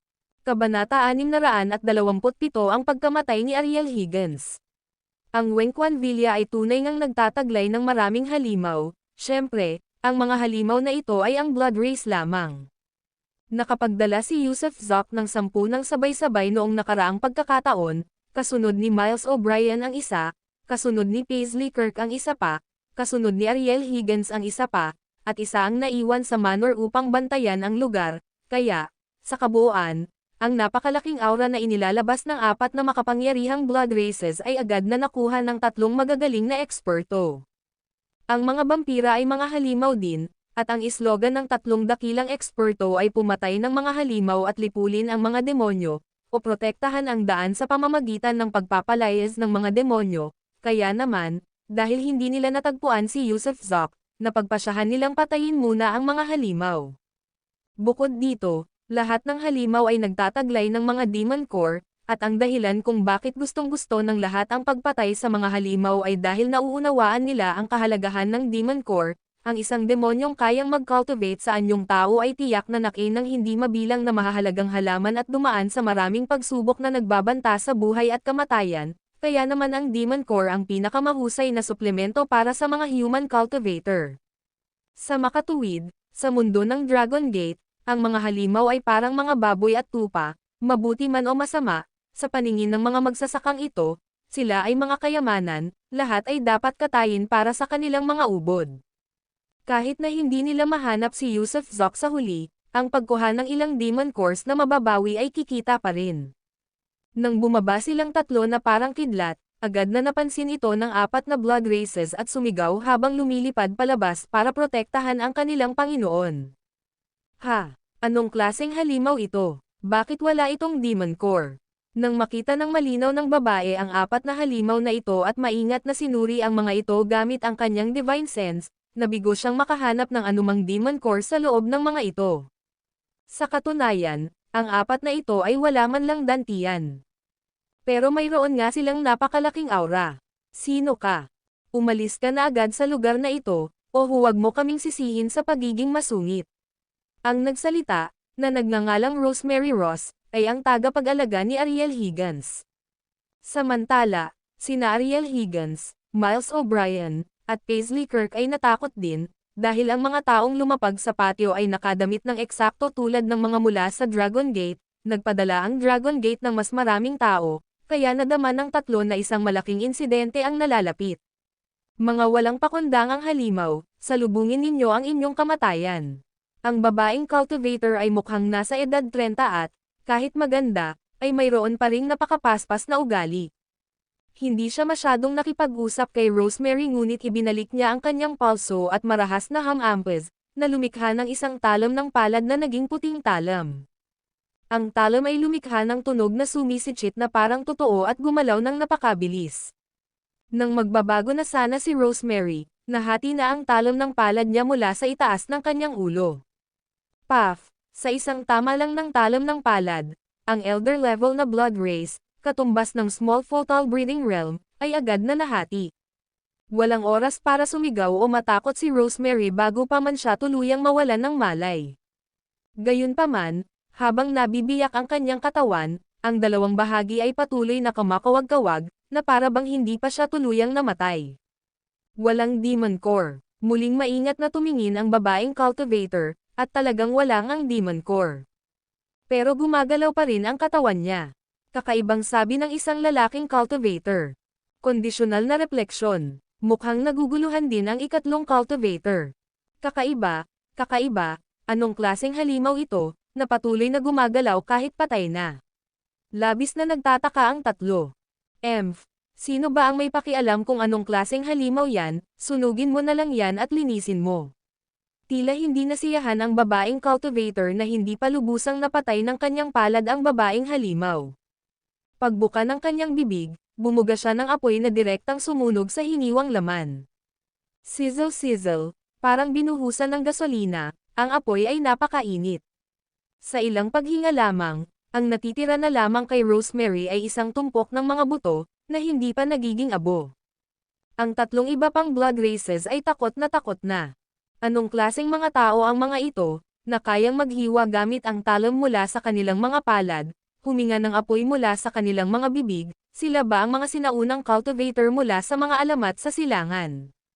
Kasabay nito, natakot din sina Ariel Higgins, Miles O'Brien, at Paisley Kirk. Ang isang babaeng kayang huminga ng apoy ay sadyang napakalakas. Huwag kang gumalaw, huwag kang gumalaw, huwag kang lumabas, huwag kang magsalita, awa mo na, huwag kang magsalita, sumenya si Ariel Higgins para manahimik kina Miles O'Brien at Paisley Kirk, dahil patay na ang lahat ng nasa labas, hindi rin sila makalabas. Maaaring isa itong Western Blood Monster, kaya wala itong core, pero wala itong silbi sa atin. Patayin silang lahat at hanapin si Yusuf Zop kaagad. Hindi na nagsalita pa ang babaeng cultivator at marahas na sumugod sa gitna ng tatlo pang eksperto sa blood race.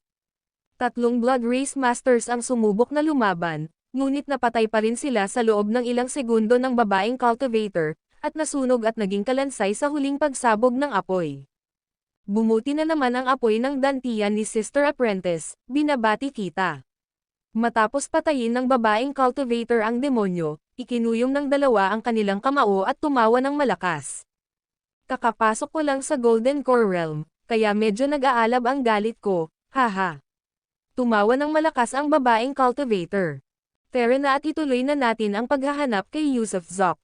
Tumango ang dalawa pang lalaking cultivator at sinabing, Teka, huwag magmadali, nakahanap na ako ng magandang panla, ang 1,000 Yin Ultimate Body. Itinaas ng babaeng cultivator ang kanyang noo at lumingon sa bintana ng pangunahing vilya. At sa bintana na ito mismo ang bintana kung saan palihim na pinagmamasdan nina Miles O'Brien at ng iba pa.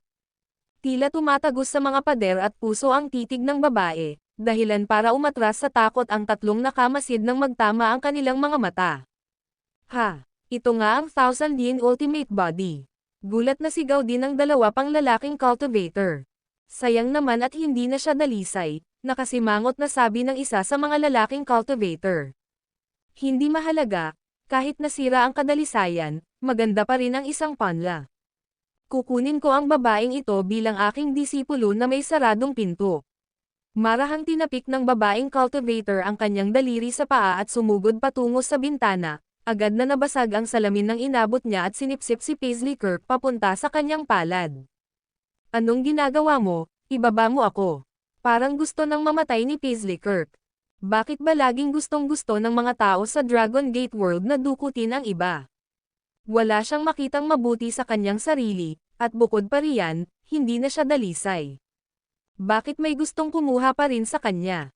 Iha, huwag kang magpumiglas, dadalhin ka ng iyong Panginoon upang linangin ang immortalidad. Walang galang na tinapik ng babaeng tagapagsaka ang likod ng ulo ni Paisley Kirk, na agad nitong ikinawalan ng malay. Ibaba mo siya. Biglang tumalon palabas si Ariel Higgins, mabilis na iwinagayway ang isang kutsilyong paru-paro at sinaksak ang babaeng tagapagsaka. Naglakas loob ka bang atakihin ako? Naghahangad ng kamatayan. Ang babaeng cultivator, na tila isang taong may mataas na awtoridad at uhaw sa dugo, ay tumitig ng galit, at ang kanyang mga daliri ay biglang lumabas, direktang tumusok sa ulo ni Ariel Higgins. Gurgle, gurgle, gurgle. Lumitaw ang 5 madugong butas, at mula sa ulo ni Ariel Higgins, 5 daluyan ng dugo ang bumulwak ng pataas sa langit. Si Miles O'Brien, na nasa bintana, ay agad na nahimatay nang makita ang eksenang ito. Tama na iyan, Sister Apprentice, huwag mong patayin ang mga inosente ng walang ingat, makakaipon ka ng hindi kinakailangang karma. Payo ng isa sa mga lalaking cultivator. Hindi naman inosente ang babaeng ito. May aura siya ng kamatayan at pagpatay, malinaw na nakapatay na siya dati. Bukod dito, siya ay nasa minor na larangan ng kaalaman sa katotohanan. Naglakas loob na atakihin ako. Wala siyang kaalam-alam sa taas ng langit at lalim ng lupa. Tara na, malamig na sumanghal ang babaeng cultivator, inikot ang kanyang katawan, at sumigaw palayo. Agad na sumunod ang 2 pang lalaking cultivator, sinunggaban ang mga miyembro ng Dragon Group na nakahiga sa lupa. Kuwit, si Pierre ay isa ng free agent. Dahil wala si Yusuf Zoc at nakikipaglaro sa kanyang kasintahan, nasa isang malaking bakasyon siya at wala siyang anumang tungkulin sa proteksyon, kaya ngayon ay pumunta siya sa bar para uminom bago nagmaneho patungong Wengquan Villa. Gayunpaman, nang makabalik siya sa bundok Wengquan, naramdaman niyang may mali dahil ang villa ay nakakakilabot na tahimik. Hindi ito tama, ano yan? Biglang may napansin si Pierre sa tulong ng mga headlight ng kanyang sasakyan, isang babaeng nakahiga sa lubak ng dugo sa labas ng pangunahing gusali. Ginoong Ariel. Nang mapagtanto niya kung sino ang taong naliligo sa dugo, pinagpawisan ang buong katawan niya. Hindi ba't si Master Ariel Higgins iyon? Paano siya namatay? Sa isang iglap, parang gumuho ang langit para kay Pierre. Ang video na ito ay edited by Urban Storytelling. Kabanata 628 mga bagong kasalan. Ang hanay ng kabundukan ng Kilian ay sumasaklaw mula silangan hanggang kanluran, na umaabot ng libu-libong milya. Dinala ni Yusuf Zoc si Ruth Wilcox sa timog kanlurang lugar ng Tianzhou Tibetan Autonomous County, sa kaloob-looban ng kabundukan ng Kilian. Matataas ang lupain dito at malalalim ang mga lambak, na may kakaibang anyong lupa at mga batong mapanganib at kakaibang hugis. Sa totoo lang, wala siyang ideya kung saan matatagpuan ang demonyong ahas, ang paghahanap dito ay dahil lamang sa kuryosidad. Hindi mahalaga kung matagpuan man o hindi, ang pangunahing intensyon niya ay ang magsanay ng paglilinang sa kabundukan. Dala si Ruth Wilcox, lumipad siya sa ilang bangin na talagang hindi madaanan ng mga tao. Pagkatapos, gamit ang telekinesis, iniskan niya ang isang lugar na mahigit 30,000 metro sa loob ng puso ng bundok. Sa huli, lumapag si Yusuf Zoc kasama si Ruth Wilcox sa paanan ng isang kahanga-hangang bangin. Mula sa malayo, kahit nakatayo sa ibabaw nito, ang bangin ay tila hindi gaanong kapansin-pansin. Gayunpaman, Isiniwalat ng telekinesis ni Yusuf Zok na sa ilalim ng bangin ay mayroong isang buwang na espasyo na hindi inukit ng mga tao, kundi natural na nabuo. Inikat niya ang perimeter at sa wakas ay nagbukas ng butas sa isang manipis na bahagi. Matapos hayaang makalabas ang madilim na hangin, pumasok siya kasama si Ruth Wilcox, na parehong tensyonado at mausisa. Napakadilim ng kuweba, ngunit sa tulong ng isang malakas na flashlight, ang loob nito ay nakapag-aninag ng liwanag mula sa maraming lugar. Mga estalaktito ba ito? Tuwang-tuwa na bulalas ni Ruth Wilcox nang makita ng malinaw ang loob. Hindi ako sigurado, pero tiyak na may mga batong kristal sa loob, o marahil iba pang mga mineral. Isa pa, ang kuwebang ito ay paikot-ikot sa ilalim ng lupa, may tubig, at komportable itong mainit. Paano kung manatili tayo rito ng ilang araw? Ano man ang sabihin mo, basta't kasama kita, masaya akong mapunta kahit saan, masayang sabi ni Ruth Wilcox. Dahil bagong kasal pa lamang siya, tuluyan na siyang nabihag ni Yusuf Zok. Siya, ang matandang manggagawa, ang nagbungkal ng kanyang lupang hindi tinatamnan.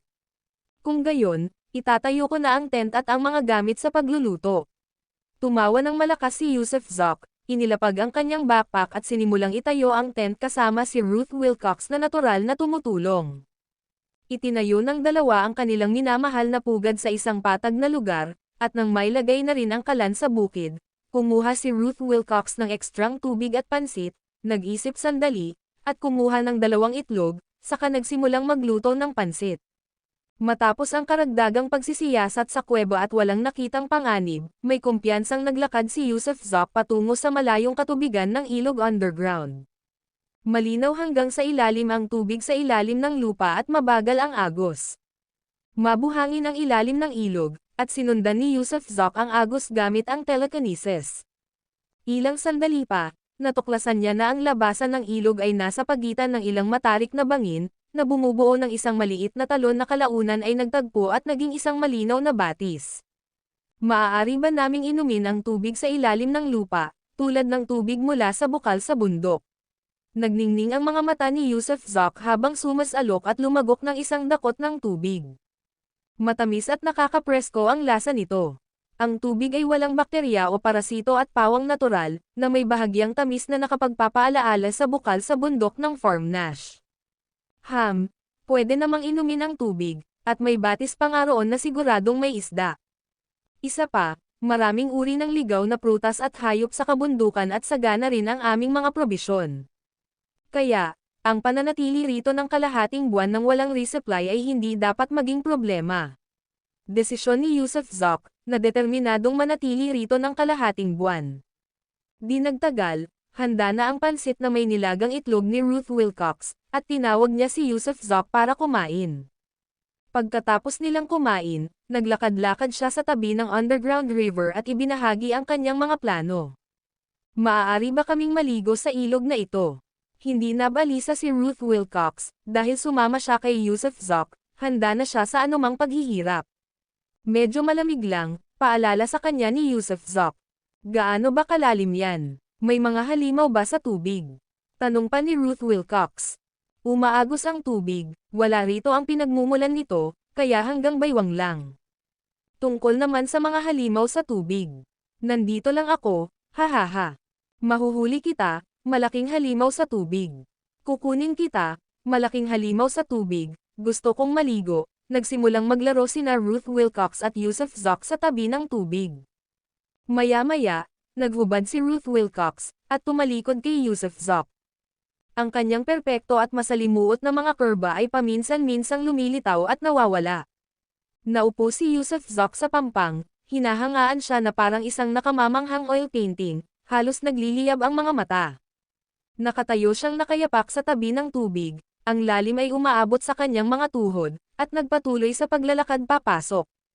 Malamig ang tubig, pero sulit naman ang linis at linaw nito. Si Ruth Wilcox ay isang babaeng mahilig sa kalinisan, kaya mas gusto niyang maligo kahit medyo malamig. Bumaba ka rin at maghugas, bawal sumilip. Malakas na sigaw ni Ruth Wilcox, nakatalikod sa kanya. Nakakapanood ako ng hayagan at tapat, okay. Tumawa si Yusuf Zok, naghubad ng kanyang damit at tumakbo sa tubig. Malamig nga ang tubig pero kaya pa rin naman. Sa katunayan, sa panahong ito, ang temperatura ng tubig sa ilalim ng lupa ay mas mataas kaysa sa mga batis sa labas. Dito ay palaging mainit habang sa labas ay malamig. Pagkatapos maligo sa tubig, pareho silang gumapang pabalik sa tolda at sa iisang sleeping bag. Dahil wala sa kanilang dalawa ang nakasuot ng kahit ano, natural lang na nagkaroon ng hindi maipaliwanag na pagkabalisa sa pagitan nila. Gayunpaman, pinigilan ni Ruth Wilcox ang sarili, at sinubukan din ni Yusuf Zoc na gawin din iyon, dahil alam ni Ruth Wilcox na hindi na talaga kayang gawin ni Yusuf Zoc ang ganoong bagay, kung sakaling masunog ang kanyang katawan, makakabahala ito. Kapag bumalik tayo sa kabisera, magre-resign ako at magiging isang full-time na may bahay, pagpapalit ng atensyon ni Ruth Wilcox kay Yusuf Zoc. Bakit mo naman naisip yan? Parang hindi ikaw to, tanong ni Yusuf Zoc na may pagtataka. Dati, dalaga ako, pero ngayon babae na ako sa piling ng lalaki. Ang aking lalaki ay parang isang immortal, may kakayahan at makapangyarihan. Para sa akin, kalabisan na ang gumawa ng isang bagay para sa pera. Kaya, ang manatili sa tabi mo araw-araw at panatilihin kang nakatali sa tabi ko ang pinakamahalaga, para maiwasan mong magloko. Kung maaari, gusto kong magkaroon ng 3 anak, mas mabuti kung 2 babae at 1 lalaki, pero hindi lang ako sigurado kung maaari ka pa ring magkaroon ng mga anak. Sino ba ang may sabing hindi ko kaya? Manood ka lang. Nakatitig na sabi ni Yusuf Zoc, hindi na rin mapakali ang katawan niya. Tumawa, umiwas, at walang tigil na lumayo si Ruth Wilcox. Alam kong matapang ka, di ba? Sabihin na lang nating magaling ka at hayaan na natin dyan, sabi ni Ruth Wilcox pagkatapos ng ilang sandaling pagkukunwari. At pagkatapos, hindi tayo kailanman maghihiwalay hanggang sa pumuti ang ating mga buhok, habang pinapanood ang ating mga anak na lumaki. Iyan ang tunay na hiling ng munting babaeng ito. Siyempre, hindi ako mag-aalala tungkol sa Louis Garrett's mo o sa mga NARS, hanggat hindi tayo magkasama. Hindi ka ba marunong lumipad? Kung gayon, magsikap ka lang, lumilipad dito at doon. Ang mga katapusan ng linggo ay maaaring para sa mga angkop na pagtitipon, kung saan ang buong pamilya ay maaaring umupo para sa isang masarap na kainan at manood ng pelikula. Kung gayon, pwede ba siguro, bulong ni Yusuf Zoc sa mungkahi ni Ariel Higgins ilang araw na ang nakalipas, tungkol sa pagsasanib puwersa nilang 4 para ilabas ang kanilang mga pagkadismaya. Nababaliw ka na ba? Kahit ang emperador ay hindi maglalakas loob na gawin iyon, paano mo magagawa iyon? Hindi mo ba pinahahalagahan ang buhay mo? Kaya ba ng katawan mo yan? Kinurot siya ni Ruth Wilcox ng malakas. Hindi ako ordinaryong tao, ha? Isa akong immortal, na nakapaglinang ng paraan ng pagsasama ng chi. Mayroon din akong telekinesis, ang kapangyarihang kontrolin ang lahat. Kaya huwag mong pag-usapan ang 4, kahit 4 na po ay hindi magiging problema. At talaga, gusto mo ng 40, di ba? Kapag nakabalik na tayo sa kabisera, ikukulong kita sa kulungan ng baboy, at pwede kang matulog kasama ang maraming baboy. Huwag mo na akong hanapin ulit pagkatapos niyan. Galit na sabi ni Ruth Wilcox. Hindi, nagbibiro lang ako, natatawang sabi ni Yusuf Zoc, habang walang humpay ang paghalik sa kanya. Dumating ang gabi, at nakakagulat, medyo mainit ang kuweba. Kahit wala silang ginawa, pareho pa rin silang pinagpapawisan. Nakakaramdam na si Ruth Wilcox ng matinding init at Katie sa pagnanasa ngunit wala siyang magawa, kaya itinulak niya ito palabas ng sleeping bag, sinasabihan itong huwag lumapit pa para hindi mainaitan. Bagamat nakaalis ng tolda si Yusuf Zoc nang nakangiti, nakaramdam pa rin siya ng matinding pagkakasala.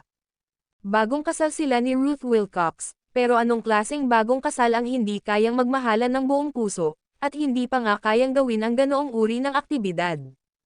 Medyo naawa kay Ruth Wilcox, lumabas siya ng tolda at tumakbo patungo sa kagubatan ng mga estalaktites sa unahan. Kailangan niyang linangin, bilisan ang kanyang paglilinang. Kapag umunlad na ang kanyang kaharian, masisiyahan na siya sa mga kasiyahan ng buhay pamilya. Ang video na ito ay edited by Urban Storytelling. Kabanata 629 Hindi natagpuan ang pag-asa. Gabi, ang kabisera. Magalang na nakatayo si Devon King sa likod ng 3 napakalakas na amo kasama ang isang malaking grupo ng mga tao, At paminsan-minsan ay sumusulyap siya kay Paisley Kirk, na nakayakap sa ilalim ng braso ng babaeng cultivator. Sa sandaling ito, kumikirot ang kanyang mga sentido, iyon ang babae ni Yusuf Zok, at ngayon ay nabihag na siya ng babaeng magsasaka. Nasaan siya? Lumingon ang babaeng cultivator at sinulyapan si Devon King ng malamig na tingin. Pagkaalis nila sa Dragon Spring Villa, dumiretso sila para hanapin si Devon King. Kung tungkol naman sa mga halimaw sa kabisera, hindi nila ipinagpatuloy ang pagpatay, dahil wala ng pangangailangan. Walang panloob na core ang mga blood monster na iyon, kaya mas magiging abala ang pagpatay sa kanila kaysa sa sulit. Hindi ko talaga alam. Napangiwi si Devon King, habang pabiro niyang sinasabing, umalis siya sa kabisera kasama ang mga tao 4 na araw na ang nakalipas, walang ideya kung saan siya nagpunta. Nasaan ang mga kapamilya niya? Patuloy na tinatanong ng babaeng cultivator si Devon King gamit ang kanyang divine sense. Malalaman ng isang taong kasing husay niya ng cultivation kung may magsisinungaling sa kanya, kaya sigurado siyang hindi alam ng lalaking ito na nagngangalang Devon King, ang ahente ng Dragon Group, kung nasaan si Yusuf Zok. Ang mga miyembro ng kanyang pamilya. Hindi ko rin alam. Sumulyap si Devon King sa batang nurse at nagmura sa loob-loob. Nabihag mo ang mga miyembro ng pamilya niya, hindi ba? Hindi alam. Ayoko nang marinig muli ang mga salitang iyon. Kung maririnig ko ulit sila, kung gayon, mamamatay kayong lahat. Ang nakamamatay na aura ng babaeng cultivator ay napakataas habang nagsasalita siya ng may matatag na katiyakan. Oo, oo, oo. Paulit-ulit na tumango si Devon King. Kung gayon, nasaan ang mga miyembro ng kanyang pamilya? Ulit ng babaeng tagapagsaka sa kanyang tanong. Hindi. Bahagya na ibinuka ni Devon King ang kanyang bibig at pagkatapos ay hindi na naglakas loob na magpatuloy, kasabay nito ay ang pagniwi, Senyor, ang nahuli mo ay ang kanyang pamilya, hindi ba?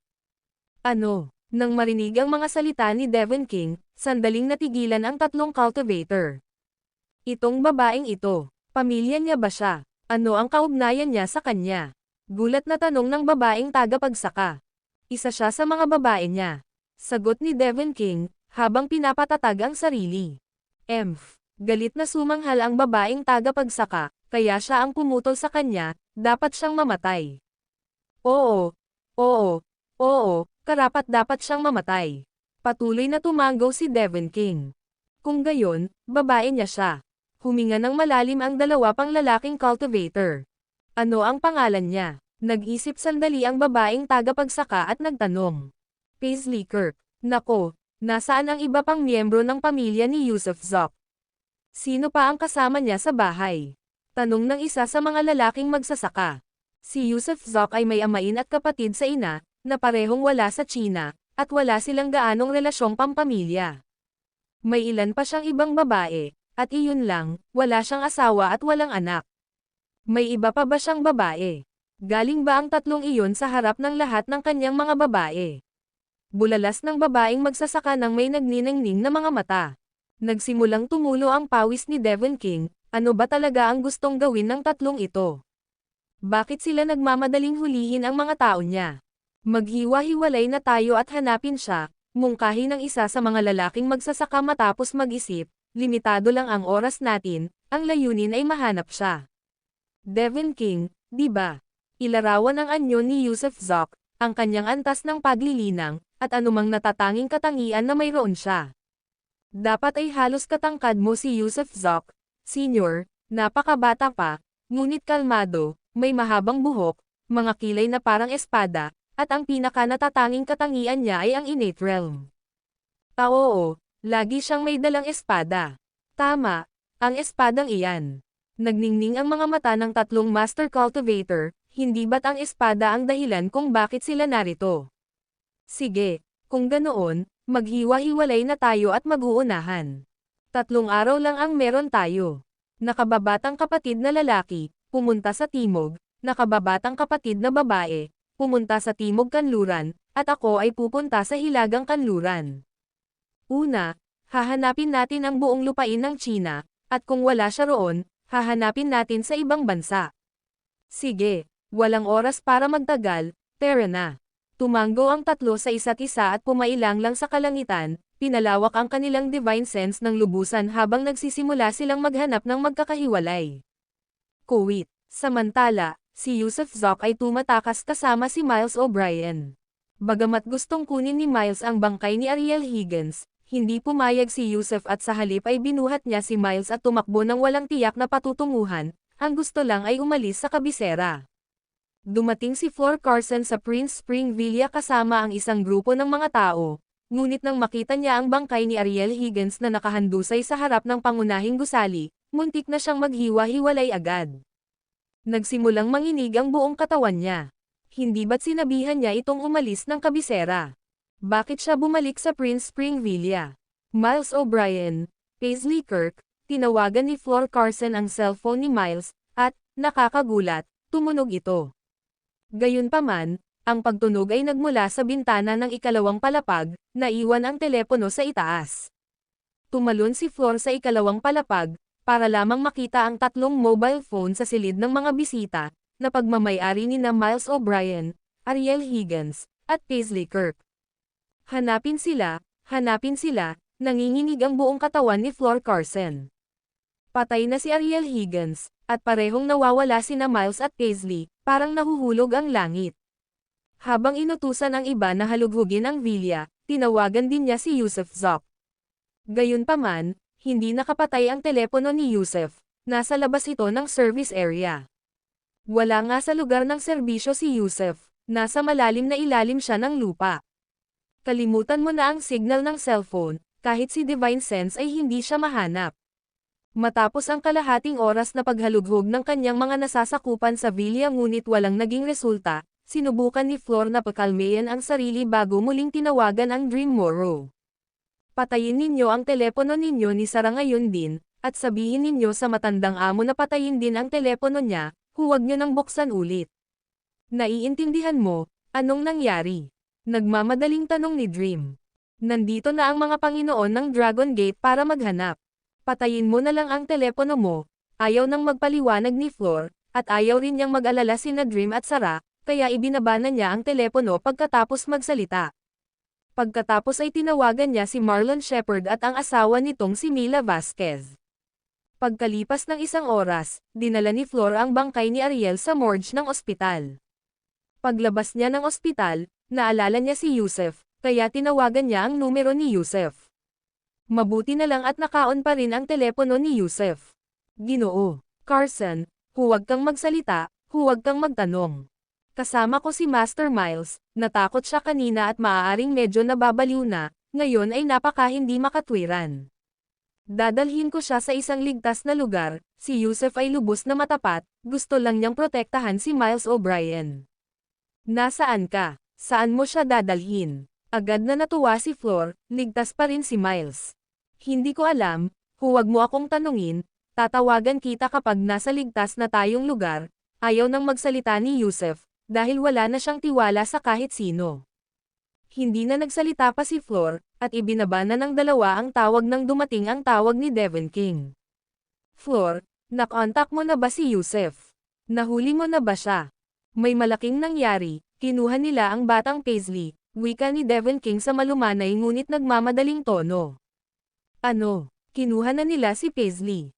Nagpanteng ang tenga ni Flor sa balita, para bang bumagsak ang langit. Isang malaking sako na nga. Hindi ko pa siya naaabutan. Nasaan ang 3 taong iyon? Tanong ni Flor habang nakanganga ang mga ngipin, mapapatay mo ba sila? Patayin sila. Lahat silang 3 ay kayang lumipad, na tumatawid ng 1,000 milya sa isang araw.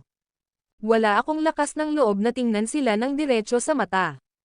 Sa kasalukuyan, naghihiwalay sila at hinahanap si Yusuf sa 3 magkakaibang direksyon. Ano ang gagawin natin? Tunay na balisa si Devon, total, kaibigan ko si Yusuf, at nag-aalala siya para dito ngayon.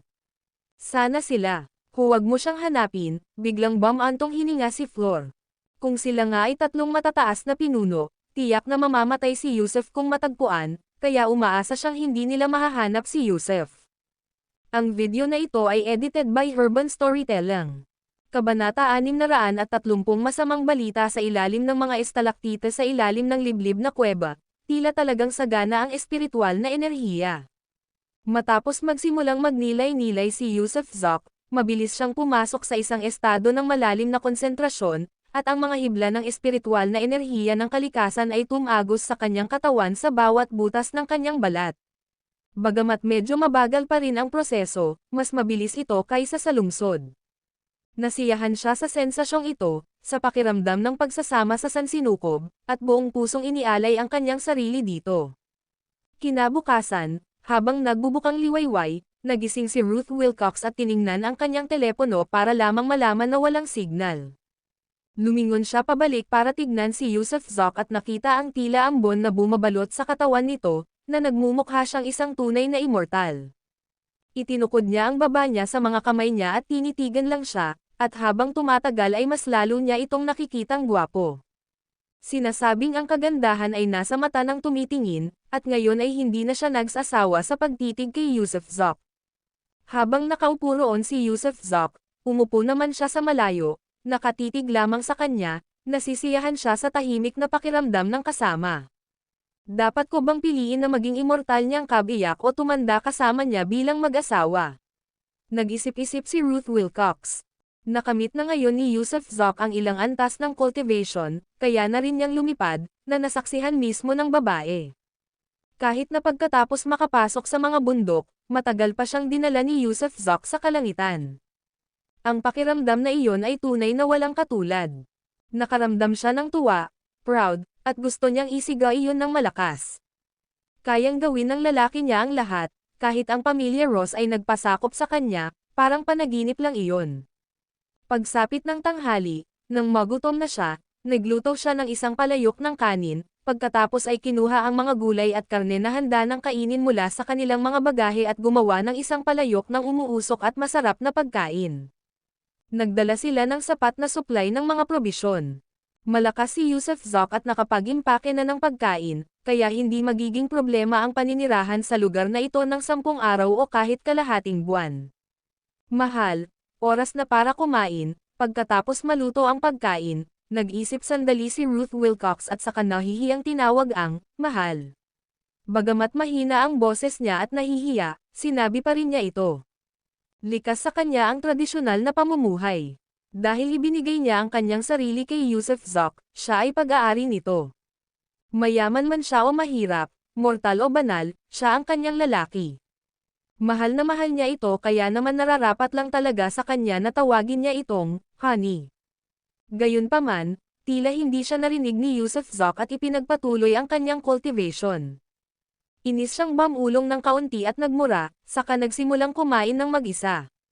Matapos busogin ang sarili ng pagkain at inumin, gumapang siyang bumalik sa tolda para magbasa, habang si Yusuf Zok ay hindi pa rin nagpapakita ng anumang senyales ng paggalaw. Bago pa niya namalayan, 3 araw na ang lumipas. 3 araw nang nagmumuni-muni si Yusuf Zok sa kagubatang bato.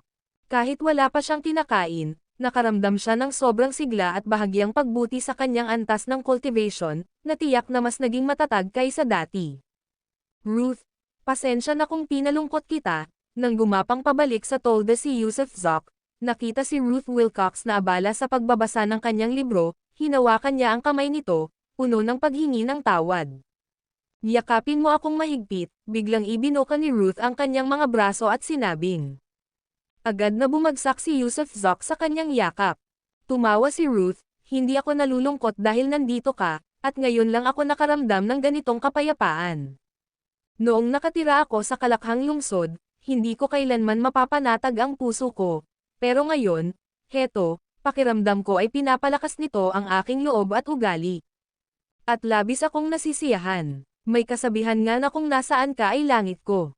Ngayong nasa akin ka na, ikaw na ang langit ko. Si Ruth Wilcox ay naging ganap na maamo, hindi na ang tigre o ang malakas na babae. Bagong kasal pa lang siya at nagkakamping kasama ang kanyang asawa. Siyempre, medyo nalungkot ang bagong kasal na ito dahil tila hindi makapagtanghal ang kanyang lalaki. Gusto ko ang kasabihang iyan, napakabuting babae, tawa ni Yusuf Zok ng malakas. Mabuting babae, ano, sayang at hindi mo kaya, binabantayan ko ang isang. Mabuhay, mabuhay. Walang tigil sa paghadjejek si Ruth Wilcox habang nakatitig sa kanya si Yusuf Zoc na parang gustong-gusto niya itong lumunin. Sige, sige, sumuko na ako. Nagbibiro lang ako sayo. Alam kong ikaw ang pinakakahanga-hanga. Pang-aasar sa kanya ni Ruth Wilcox. Matalinong hakbang. Tara, lumabas tayo ng kuweba, manghuli tayo ng mga hayop, o baka ilang isda, at tumawag din tayo para kumustahin ang pamilya. Kinuha ni Yusuf Zoc ang kanyang telepono at hinawakan ang kamay ni Ruth Wilcox habang naglalakad sila palabas. Mahigit 3 araw na silang walang komunikasyon, at ayon sa kanilang pang-araw-araw na kasunduan sa pakikipag-ugnayan, gustong magtanong ni Yusuf tungkol sa sitwasyon sa bahay. Pero malamang wala namang magiging problema. Maraming eksperto ang dumalo sa blood race, at si Flor Carson naman ay may malaking pangkat mula sa Skyward Security, kaya kakaunti na lang ang mga banta sa kanilang mga mahal sa buhay sa mundong ito. Paglabas nila ng kuweba, sinalubong sila ng maliwanag na sikat ng araw. Tamad na nagunat si Ruth at umungol, "Kargahin mo ako." Mabilis siyang binuhat ni Yusuf at sa ilang pagtalon, nakarating sila sa tabi ng ilog. "May mga isda talaga dito. Tumawag ka para kumustahin ang pamilya, manghuhuli ako ng isda." Tuwang-tuwa na iniabot ni Yusuf ang telepono kay Ruth, saka diretsong tumalon sa sapa. Hindi malalim ang sapa, sapat lang para matakpan ang mga bukong-bukong. May maliliit na isdang namumugad sa mga bato. Pumasok si Yusuf at madaling nakahuli ng isdang kasinlaki ng palad sa malamig na tubig. Isa itong pinong isda, siguradong napakasarap. "Yehey, ang galing ng asawa ko." Masayang sabi ni Ruth, habang itinataas ang telepono nang hindi pa tumatawag. "Anong tawag mo sa akin?" Tumawa ng malakas si Yusuf. Ang salitang, asawa, mula kay Ruth ay nagpawalang bisa sa kanyang mga buto, at halos gustuhin na niyang dalhin ito pabalik sa kuweba at makipaglaban dito ng 300 rounds. "Hindi ko sinasabi, ako ang tatawag." Namula ang mukha ni Ruth nang mabilis niyang binuksan ang telepono, pagkatapos ay idinayal ang numero ni Miles O'Brien. Mabilis na nakakonekta ang telepono, at pagkatapos lamang ng 2 ring, sinagot na ito, ni Flor Carson. "Anong ginagawa mo sa telepono ni Miles O'Brien?" Biglang matigas na tanong ni Ruth. "Ms. Wilcox, nasaan si Yusuf? Tawagan mo siya." Napakababa ng boses ni Flor, may bahid ng hindi maipaliwanag na kapitan. "Anong nangyari? May problema ba?" Nang marinig ang paus na boses ni Flor, agad na nag-alala si Ruth. Matagal na niyang kinokontak si Flor kaya alam niyang may mali sa tono ng boses nito. "Ibigay mo ang telepono kay Yusuf, dali," pagmamakaawa ni Flor. Sige, sandali lang," sagot ni Ruth, medyo natatarante dahil hindi niya alam ang nangyayari, na siyang nagpabalisa sa kanya. "Anong problema?" Nakahuli na si Yusuf ng 6 na isda at inihagis ang mga ito sa pampang, lumapit siya at kinuha ang telepono. "Yusuf, makinig ka sa akin," seryosong sabi ni Flor, "may nangyari sa bahay nitong mga nakaraang araw. Ariel, patay na siya." "Ano?" Para bang tinamaan ng kidlat si Yusuf, at nanigas ang katawan niya sa gulat. "Anong nangyari?" Nanginginig ang boses ni Yusuf. 3 tao ang lumabas mula sa Dragon Gate Passage 3 araw na ang nakalipas. Pumunta sila sa kabisera, hinahanap ka. Pagkatapos ay dinukot nila si Paisley Kirk at pinatay si Ariel. Sa sobrang takot ni Miles ay nawalan na siya ng malay, hindi pa rin siya nakakabawi. Gayunpaman, natanggap ko lang ang balita, umalis na ang 3 tao, at nagsara na rin ang Dragon Gate Passage. 3 araw lang sila nanatili, at mukhang hindi kanila mahanap, hindi lang sa loob ng bansa kundi pati na rin sa ibang bansa. Pero kinuha nila, maliit na Paisley. "Yusuf, nakikinig ka ba?" Biglang napagtanto ni Flor na natahimik si Yusuf, kaya malakas at kinakabahang nagtanong siya.